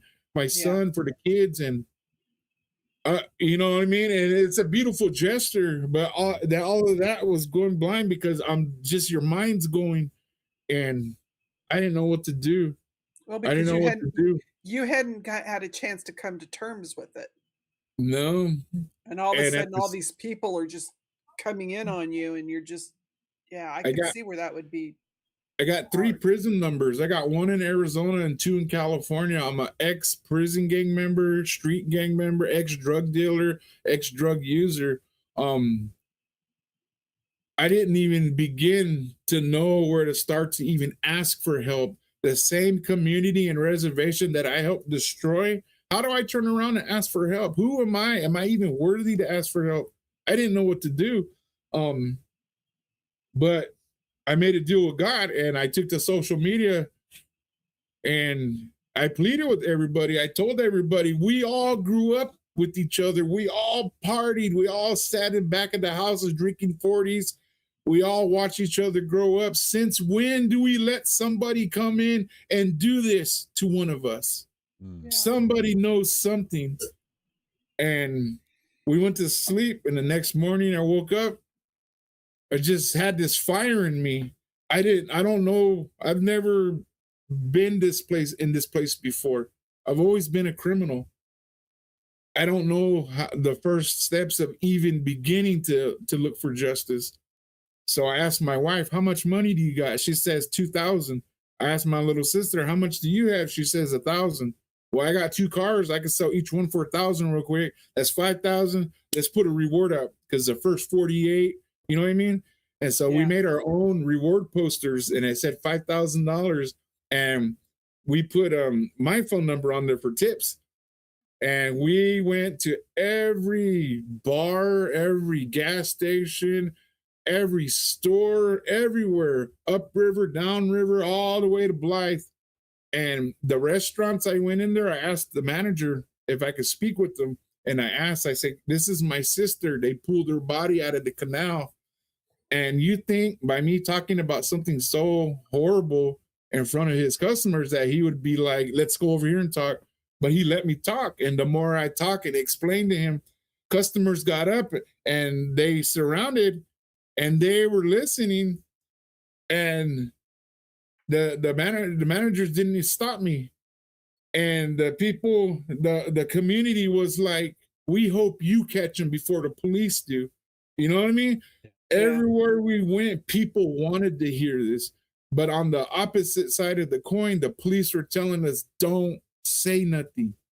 And so the next day, the police came and they talked to me and they told me what I'm doing is wrong, that I can't put that out there because it has my number on there, that it's basically interfering in an investigation, that all the tips have to go to the police department and not to me. Well, I'm an ex-drug dealer, I'm an ex-criminal, and these people on the streets are not going to talk to the police because they live by a code. Yeah, they'll talk to me, though. Mm-hmm. And they did. My phone, people would make fake Facebook profiles just to send me messages.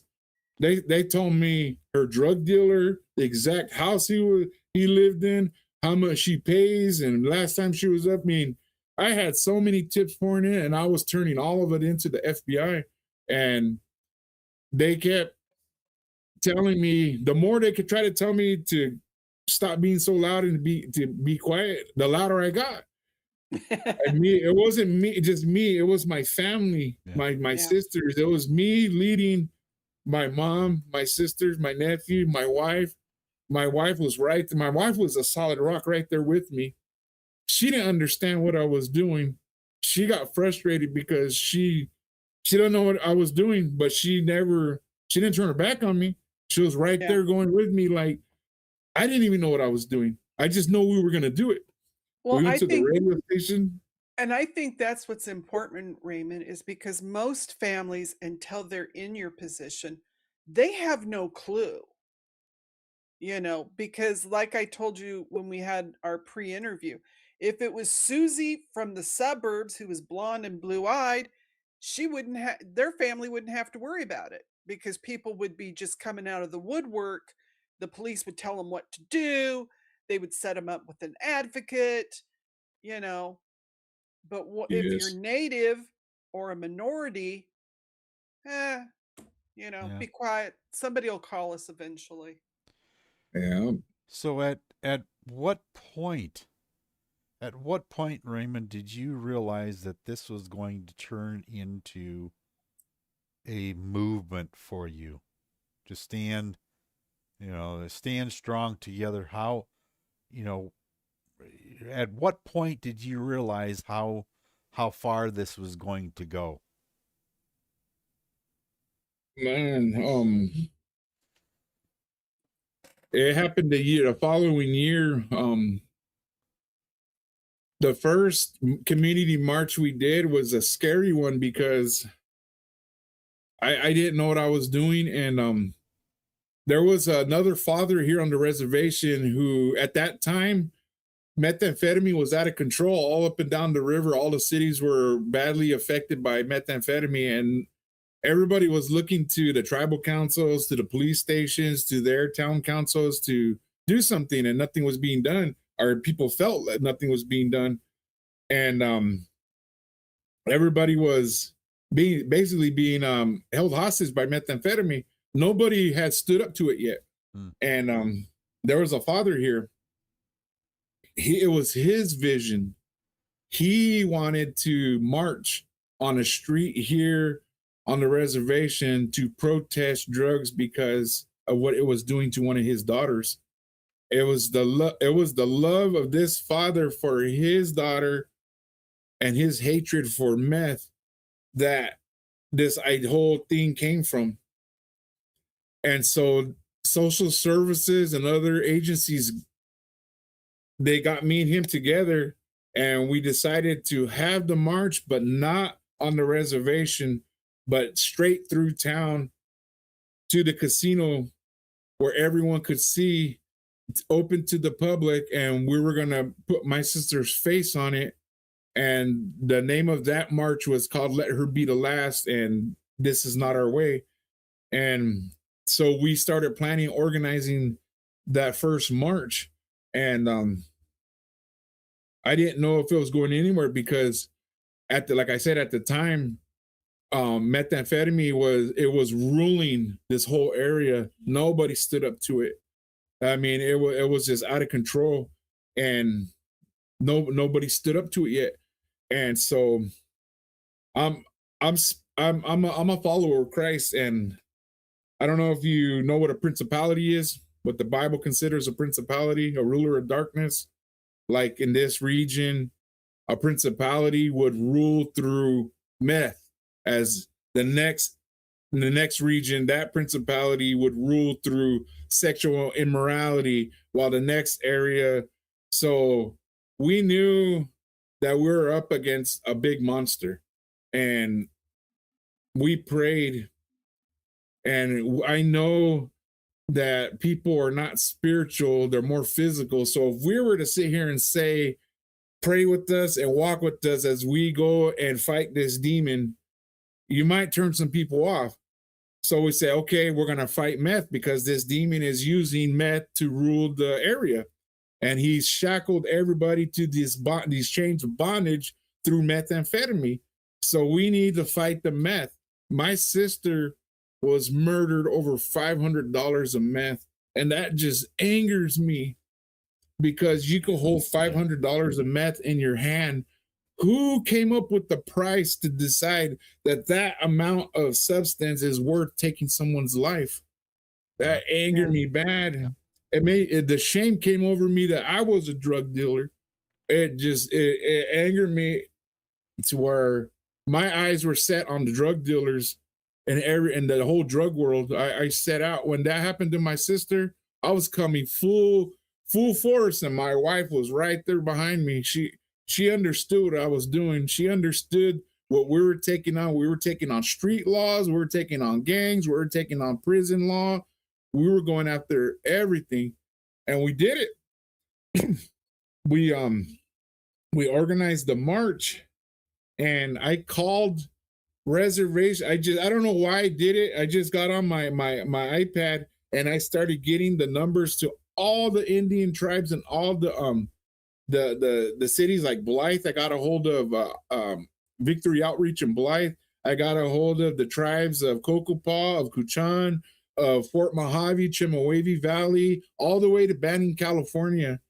I just called and I started telling them I was desperate. I said, somebody murdered my sister, and they asked, what do you want to do about it? I said, I want to take on drugs.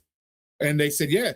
So all these areas that I called, when it came the day of my sister's march, for one, I didn't even know, because you don't the amount of victim bashing that happened before that, people saying she deserved what she got. People were, just so many stories and so many. My wife took me around the reservation. I knocked on just about every church door just to have them, deny me, give me a lecture about how they try to warn the community about drugs and good luck with your march. You know what I mean? And it just builds like this bitterness. And we tell everybody that the very people you think are supposed to have your backs and to be behind you are the ones, the biggest blocks there is. Mm-hmm. Our council at the time, this is their attitude. How dare you come up with the good plan to unite the community and not label me the creator of it? That was their attitude. They would say, oh yeah, good luck and everything like that, but it's like their jealousy, their political agenda was, you know what I mean? Yeah. There wasn't their face on it. Yes. How dare you have a mind of your own? They wanted the kudos. Yeah. They wanted the kudos. That's a great idea. Let's do it because you thought of it, instead of them taking the lead in the first place. Our community, members of our tribes were so ugly about it that we just marched right past them. And so when I called to all these outside agencies, when the day of the march came, me and my wife, we drove to the to where they were handing out shirts, and there was 3 boxes with like 300 shirts there, and they all had my sister's face on it. And there was nobody out there, just the lady that was handing the shirts out. And I was scared, because what if nobody cares? What if nobody shows up? You know what I mean? And that was my sister's life, like you said. Yeah. Oh man, I was so scared.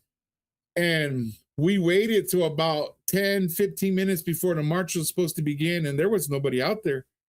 So we got on the bus that drove us to the casino so we could get on the shuttle buses to come back.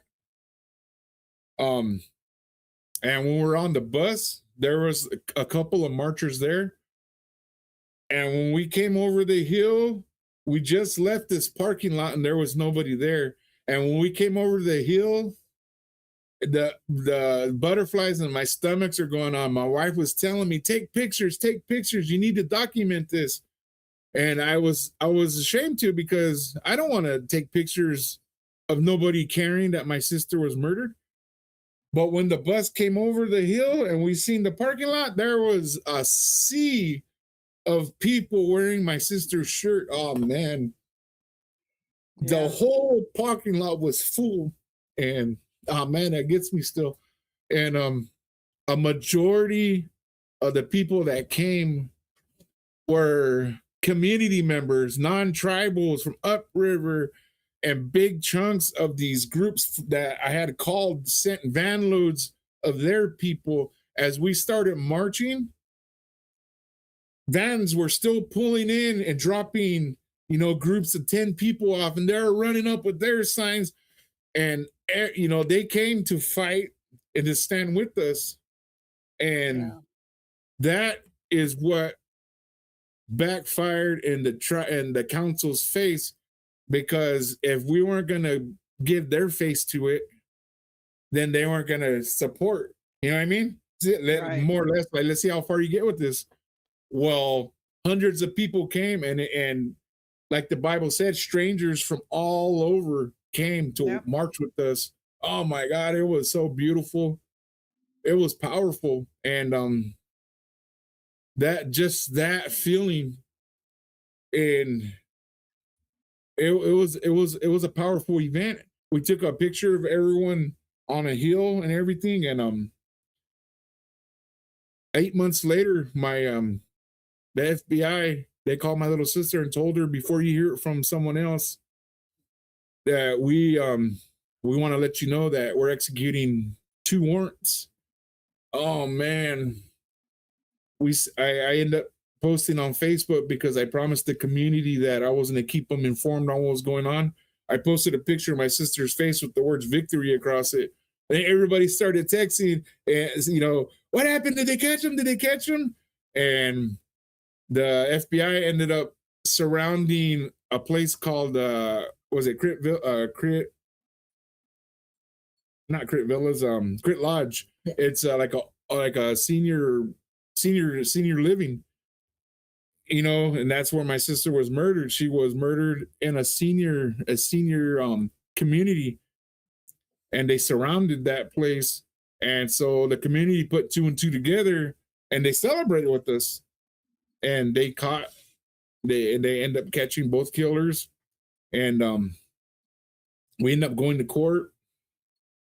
And we went to court, and the judge and the DA, they thanked us. They told us that, you don't understand, we fight so hard for these victims, and that the killers usually have the courtroom full of their supporters, while the victim has like a mom, a brother, somebody in there. And over a couple of court hearings, it only ends up being one person. And it's like a thankless job, that it meant so much to the DAs that we filled the courtroom up with our family for the support of my sister. And because of the nature of, she was murdered because she was tortured. They tied her up. They stabbed her 17 times. They beat her. They shaved the top of her head. They got a black marker they drew on her chest. They rolled her in plastic, and they dumped her in a canal. And when they finally did the autopsy, they found out that she didn't die from her beatings or being stabbed. She drowned. Yeah. So she endured a lot. And because of the nature of it, we could have pushed for capital punishment. Well, we already decided as a family that we're going to take that off the table, because we don't want to become killers either. And the DA, or the prosecutor, she sat down and she told us, "Are you sure?" And we said yes. That we accept the second degree as a family, because you guys caught him, and we trust you. We trust the court system, and we're not going to push you to go any harder and possibly lose or anything like that. But mostly because we don't want to carry this hatred around in our heart. We prayed before every court hearing that whatever anger and bitterness we had, we were going to leave in that courtroom. And when it came time for sentencing, I spoke on my sister's behalf, and I told the killers, I told them both on separate sentencing that the Bible teaches us that if someone did you wrong, to tell that person of the wrong they did, and if they don't if they don't hear you, to take a witness with you. And if they still don't hear you, to confess it to the church, and to dust the dust from your sandals and give it to God, and he'll take care of it. So I told him that's what we're going to do. That as a brother, I want to jump over these benches and get you. But as speaking on behalf of my sister had a loving heart. My sister seen the good in everybody. And I know my sister would say, those are my friends. And so I'm speaking on behalf of my sister. And she would tell me beyond a shadow of a doubt that to forgive you guys. And so we went with the second degree. And it's not what we wanted. We wanted the max. Yeah, but I was speaking on behalf of my sister. They should have got life in prison. Yeah. Is what they should have got, you know. And you know, it's a hard call. I know I've worked with a couple of families that it could be the death penalty, but the parents don't want it. You know, they want people to suffer in jail instead. Yeah. And that's better. Sometimes don't drop the death penalty, because if you don't drop it and they're facing that, they will plead and take life. So sometimes that gives you more of a carrot to hold in front of them. If you don't take life, it could be the DP, you know. But I think for your family, you did what you needed to do, you know, and that helps you sleep at night. You know, Yes. and they're both the people that did harm her. The two lowlifes are not young, so No. hopefully it is going to end up being life in prison.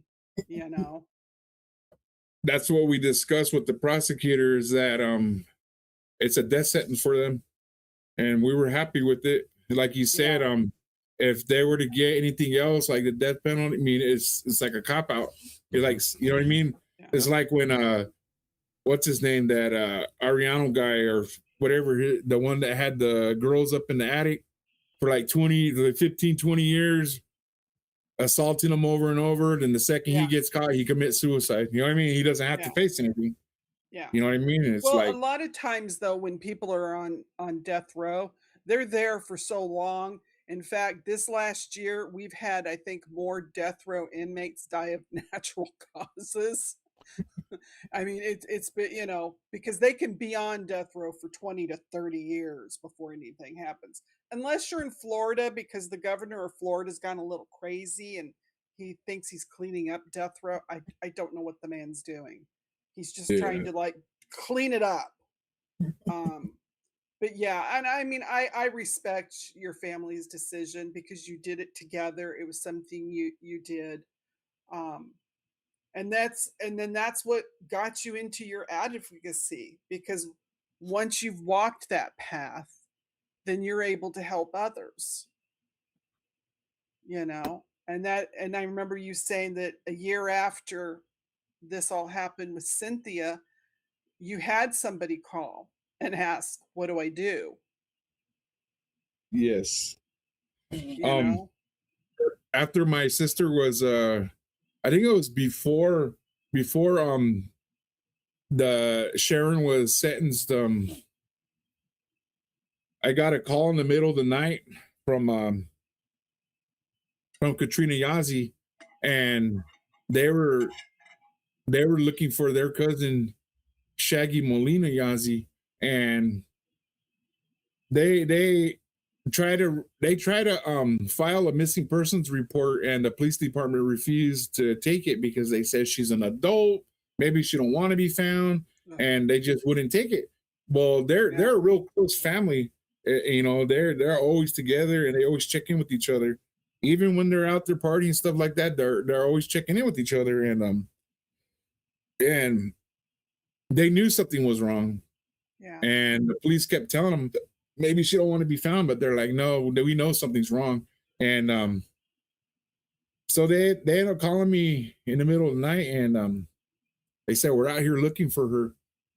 And they told me the details. And when they were telling me the details, and just hearing the urgency in their voice, I started reliving, after my sister was after the killers were sentenced me, we could have just buried ourselves in that victory and went on living. Yeah. You know what I mean? Well, when I heard them talking, I just relived it all over again. I mean, I jumped up, my heart started racing, just getting that same feeling. And once, like, it's exactly what you said. Once you walk down that path and you're in that you've locked horns with that beast, there's no walking away from it. I mean, you just jump right back into it. And I didn't even know what to say or what to help them. I'm just like, okay, you need to, blast it all over social media. This is what we did. This is what we did. And they told me details that that they didn't tell anybody. And so they were looking for her, and they kept the pressure on the police department. Police department basically, they didn't want nothing to do with it. They refused to file the report. And less than a month later, they end up finding her body in a shallow grave, missing an eye, missing her hand. And the area where they found her body, is down in the valley. And to get to this field, you have to pass through a series of canal banks that lead to other dirt roads. It takes effort to get out there. You just can't walk out there. So somebody has to know the area. They had to know where they were. It's not some guy just driving along and stumbles upon it. This is somebody that knew exactly where this was, knew somebody wouldn't be going back there. And the only house in this area was a drug house. And when the police did their investigation, they closed the book and they said it was an overdose.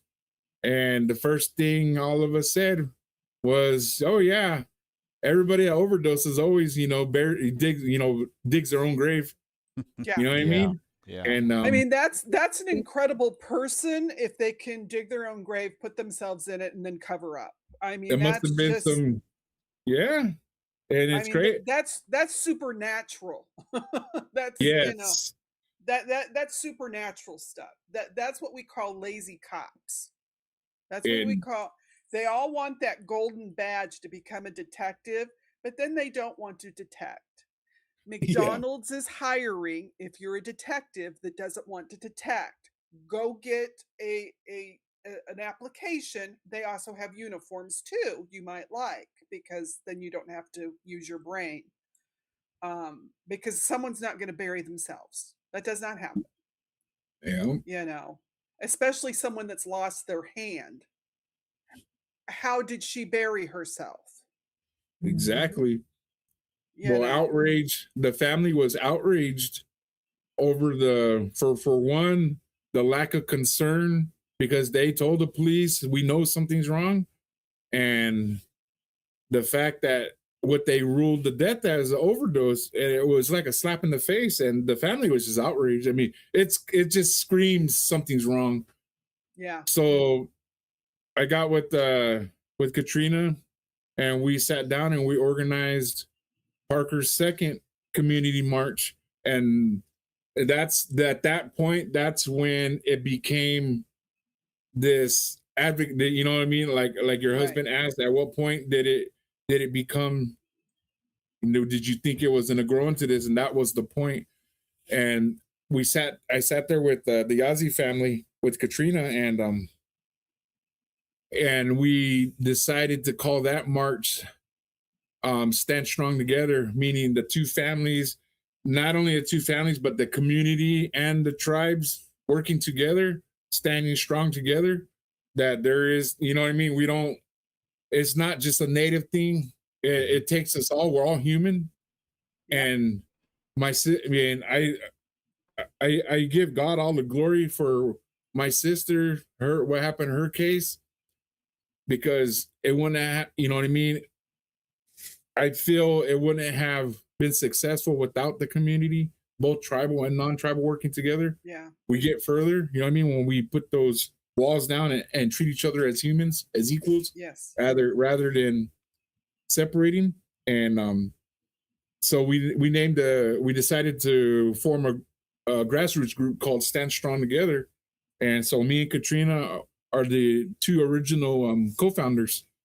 And we had the second community march, Parker's second community march for Shaggy, demanding justice for her.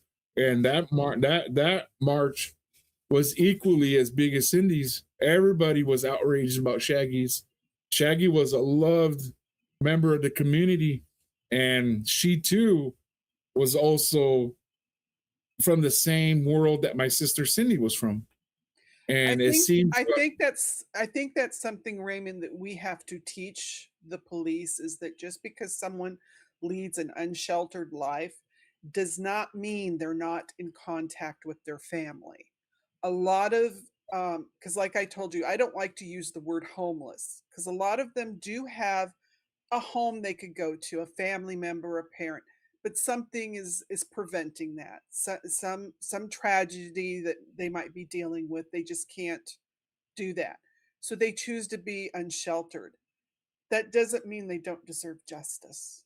And that yes, doesn't mean that, because a lot of homeless people check in. They check in with each other. You know, oh yeah, I know one advocate I've talked to, she herself was homeless for a while. She says we always talked. We knew what was going on within the community of the unsheltered, you know. And that's why I also try and get everybody, if you have an unsheltered relative, make sure you have a check-in. Tell them at least either once a week or once a month. You have to call me, or or if you have a phone, I have to call you. I have to speak with you. Try and see them at least once a month. Make sure you have current pictures. If they get a new tattoo or something, get pictures. yeah, If they don't have a cell phone and you have an old one with a charger, give it to them, because they could at least call 911 with it. Little things like that to help those that are unsheltered, yep, because they still matter. They're still loved. We don't very know much. what's put them in that position all the time, because sometimes we don't share our closest or scariest feelings with our family members. And they might be trying to protect their family. But, I think by sharing that information with them and telling them, we're going to at least have a check-in, because if something happens to you, I'm coming. I'm coming for you. Let them know you matter, you count. Yes, And I think that's something is a community we all need to do. You know, don't don't ignore an unsheltered person. Right. Don't be afraid to look at them. Even if you don't have money to give someone, just look at them and acknowledge that they're human. That's respect, you know, and yes, that means a lot. So Raymond, would you be willing to do another show? yes. Good. I would. Good. Um, Because I think we need to hear more about, what has transpired since then, and how Your this speaking whole movement engagements. has grown. Yeah, I think yes, that would be good. And also maybe to bring in some other cases like Yeah. Shaggy's that you've tried to help with, Yep. so that we can get the word out. And if any of the families that you work with, if any of them ever want to have a platform to come talk, that's what we offer. We offer a platform not just for the advocates, but also for the people with their personal stories. If they yeah, just want to come talk and share pictures, um, because these are these aren't headlines. These are real people. People are connected to them, and we need to share that. Yep. yes, Um, and very quickly before we end tonight, I always share some missing people's posters before we close out and do our last minute stuff. So remember, everybody, if you're out and about, put the cell phone down, look at faces. People sometimes, especially young ones, get coerced out of the house through the internet or by someone claiming to be someone their age. And we know trafficking is real and they can't come home. So we have to pay attention. Trust your instincts. If something doesn't look right, call 911. Okay? If you're so scared to call 911 and you just can't do it, we have a tip line. It's called tips@trialjunkiesunited@gmail.com. Email me. I'll call the cops. I don't have a problem. Talk to some cops today. No big deal. Our first person that, whoops, did I hit the right button? Yep, you're there. Okay. Oh, there. I'm sorry. Whoops. I went too far. Okay. You went too far. The first person, this is Bing Dominic. She's 29. She was last seen in Tulsa, Oklahoma on June 3rd of this year. She is a native Hawaiian and Pacific Islander. She left for work but never returned home, and she's not answering phone calls, and this is not like her, so the family's concerned. She is 5 foot even and 125 pounds. If you have information, contact Tulsa Police at 918-596-9133.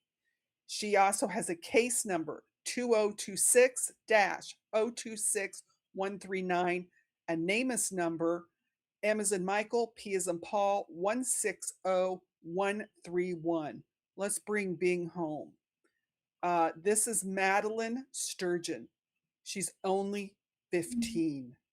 Last seen in London, Ontario, near Viscount Road and Tavistock Road on August 11th, around 2:30 in the afternoon. She's of First Nations. Her family and police are really concerned about her welfare. She's 5'5" and 120 pounds with shoulder-length, straight brown hair, brown eyes. She was last seen wearing a black hoodie, black pants, and black sandals. Please, if you've seen her, contact the London Police Service at 519-661-5670, or London has a Crime Stoppers at 1-800-222-8477. Her case number, 26-79824. Our last one tonight is Xavier Three Irons. He's only 15 years old. He was last seen July 9th of this year out of Billings, Montana area. He is got brown hair, hazel eyes, 6 foot tall and 180 pounds. If you know anything, contact Billings Police Department at 406-657-8461 or Montana's Missing Clearinghouse at 406-444-2800. So like I said, if anybody also has a flyer they want us to share, we share on both of our shows. I normally always will show native flyers because they're the ones that get the least attention. That doesn't mean I won't show others. If someone sends something in specifically, please go ahead and send it in. But Raymond, thank you so much for sharing Cindy's story. I think it's important for people to realize that she mattered. She was beautiful. She was loved. And it's led your family to get into advocacy. And we're going to talk more about that. But any last words you want to say to the families that might be dealing with this, or just something about Cindy? We always tell everybody, get loud. Nobody's going to fight harder for your loved one than you. We started off with literally no money, no resources. Just don't quit. Don't quit. Whatever your religious beliefs are, trust in that. Keep pushing forward. Don't let the victim bashing is, you're gonna encounter it. The world is full of just ugly people. Just keep your your mind straight. Try not to react on it, and just remember what you're doing this for. You're doing this for them. They don't have a voice. You're their voice. Keep pushing, and you will get, you know what I mean? You will get somewhere. People do care. There is a lot of good people in this world, and they will come to your side. You just got to get loud and don't give up, and God bless. Yeah. And if anybody is in an area and you realize, if you're on vacation and you come to an area and you see somebody's having a search or even having a memorial walk, if you can give a little time, go participate. Now, maybe you don't have the time. Could you provide some water? Could you take something for the group to help? Can you post a flyer? These are simple things people can do, and it's important. You could help someone's family find someone, and that means a lot. Like Raymond talking about coming over the hill and seeing all those people that were there for his sister. Can you be there for someone else's sister? Think about it. Someone's brother, because somebody's being missed. She was a beautiful woman. Yeah. And this family, there's always going to be that little hole, because if you see something, say something, people. It's that simple. It doesn't, you know what? If like Cola Shippentower has told us, her husband is a tribal police officer. Part of their job is trying to fill up their day if they have some time. So having to go check out on a missing person, she said, that's not a big deal. They're willing to go do that. Now, if you run across a cop that's not, it's still his job, and he better do it. I mean, that's what I say. And I call out the bad ones. I have no problem with that. But don't forget, you guys, every killer and predator is depending on you being quiet. And we're committed to not giving them silence. If you know something, you speak up, because it wasn't a mannequin. It never is. And somebody knows something. Somebody always does. Our motto on our channel has always been, silence is betrayal. And if we don't hear the stories, we can't make change. And that's what the bad guys are counting on, is us staying quiet. So next time, until the next time, please stay informed, stay compassionate, keep seeking the truth, and never stop speaking up. Hey, Doc, do you want to say goodnight to everybody? Good night, Doc. Raymond, it was a true privilege and an honor that you shared with us tonight about Cindy and the Stand Strong movement. Stand Strong Together. He's got a Facebook page. Please check it out. Stay strong together. And it's important. Let's be part of the community that helps in any way we can. We love you all. And at the end, I have another song I wrote. Please listen. It was for Raymond and his family. The criminals aren't going to stop, so neither are we. We're going to see you Sunday. I have another case out of Louisiana. So please come listen to us and share this. Let's get the message out. You guys all have a good night, and thanks for coming. Ciao. Good night.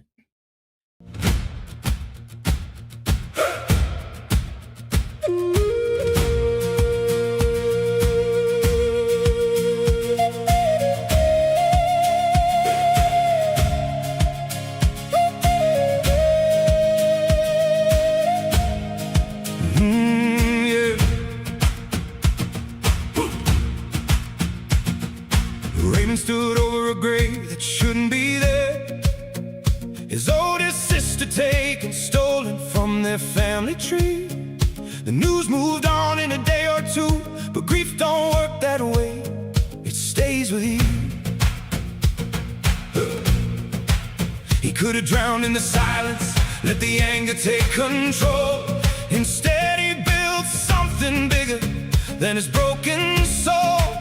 He said they tried to tell her she didn't matter. I'm gonna prove them wrong. I'm gonna prove them wrong. So he took his pain and turned it into a fire. Lit a fire that's still burning bright. Stand strong together, that's the call he made. Out of Cynthia's ashes, a movement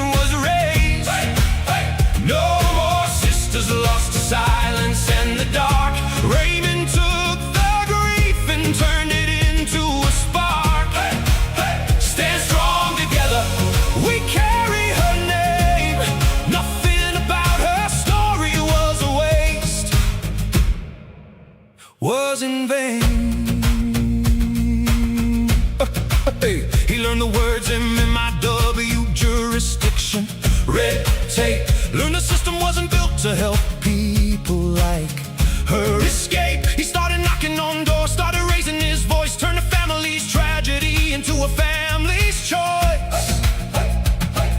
Choice to fight, choice to stand, choice to never let her be. Just another number in a file nobody reads. He said they tried to tell her she didn't matter. I'm gonna prove them wrong, I'm gonna prove them wrong. So he took his pain and turned it into a fight, lit a fire that's still burning bright. Stand strong together, that's the call he made. Out of Cynthia's ashes, a movement was raised. No more sisters lost to silence in the dark. Raymond took the grief and turned it into a spark. Stand strong together, we carry her name. Nothing about her story was a waste, was in vain. Cynthia, you mattered, you were important. No matter the difficulties life put you through, it never stopped your family's love for you. Raymond didn't build this movement to replace you. He built it so nobody forgets you. His oldest sister, the one who held it together first, turning a headstone into a headline, turning a headline into a fight that doesn't end.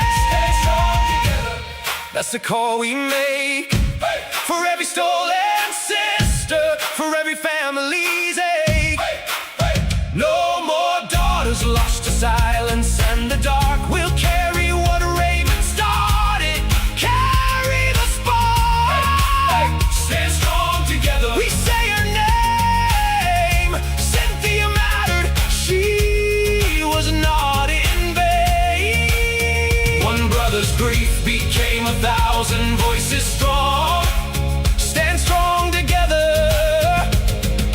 we're not letting go. Cynthia, you mattered, remembered forever.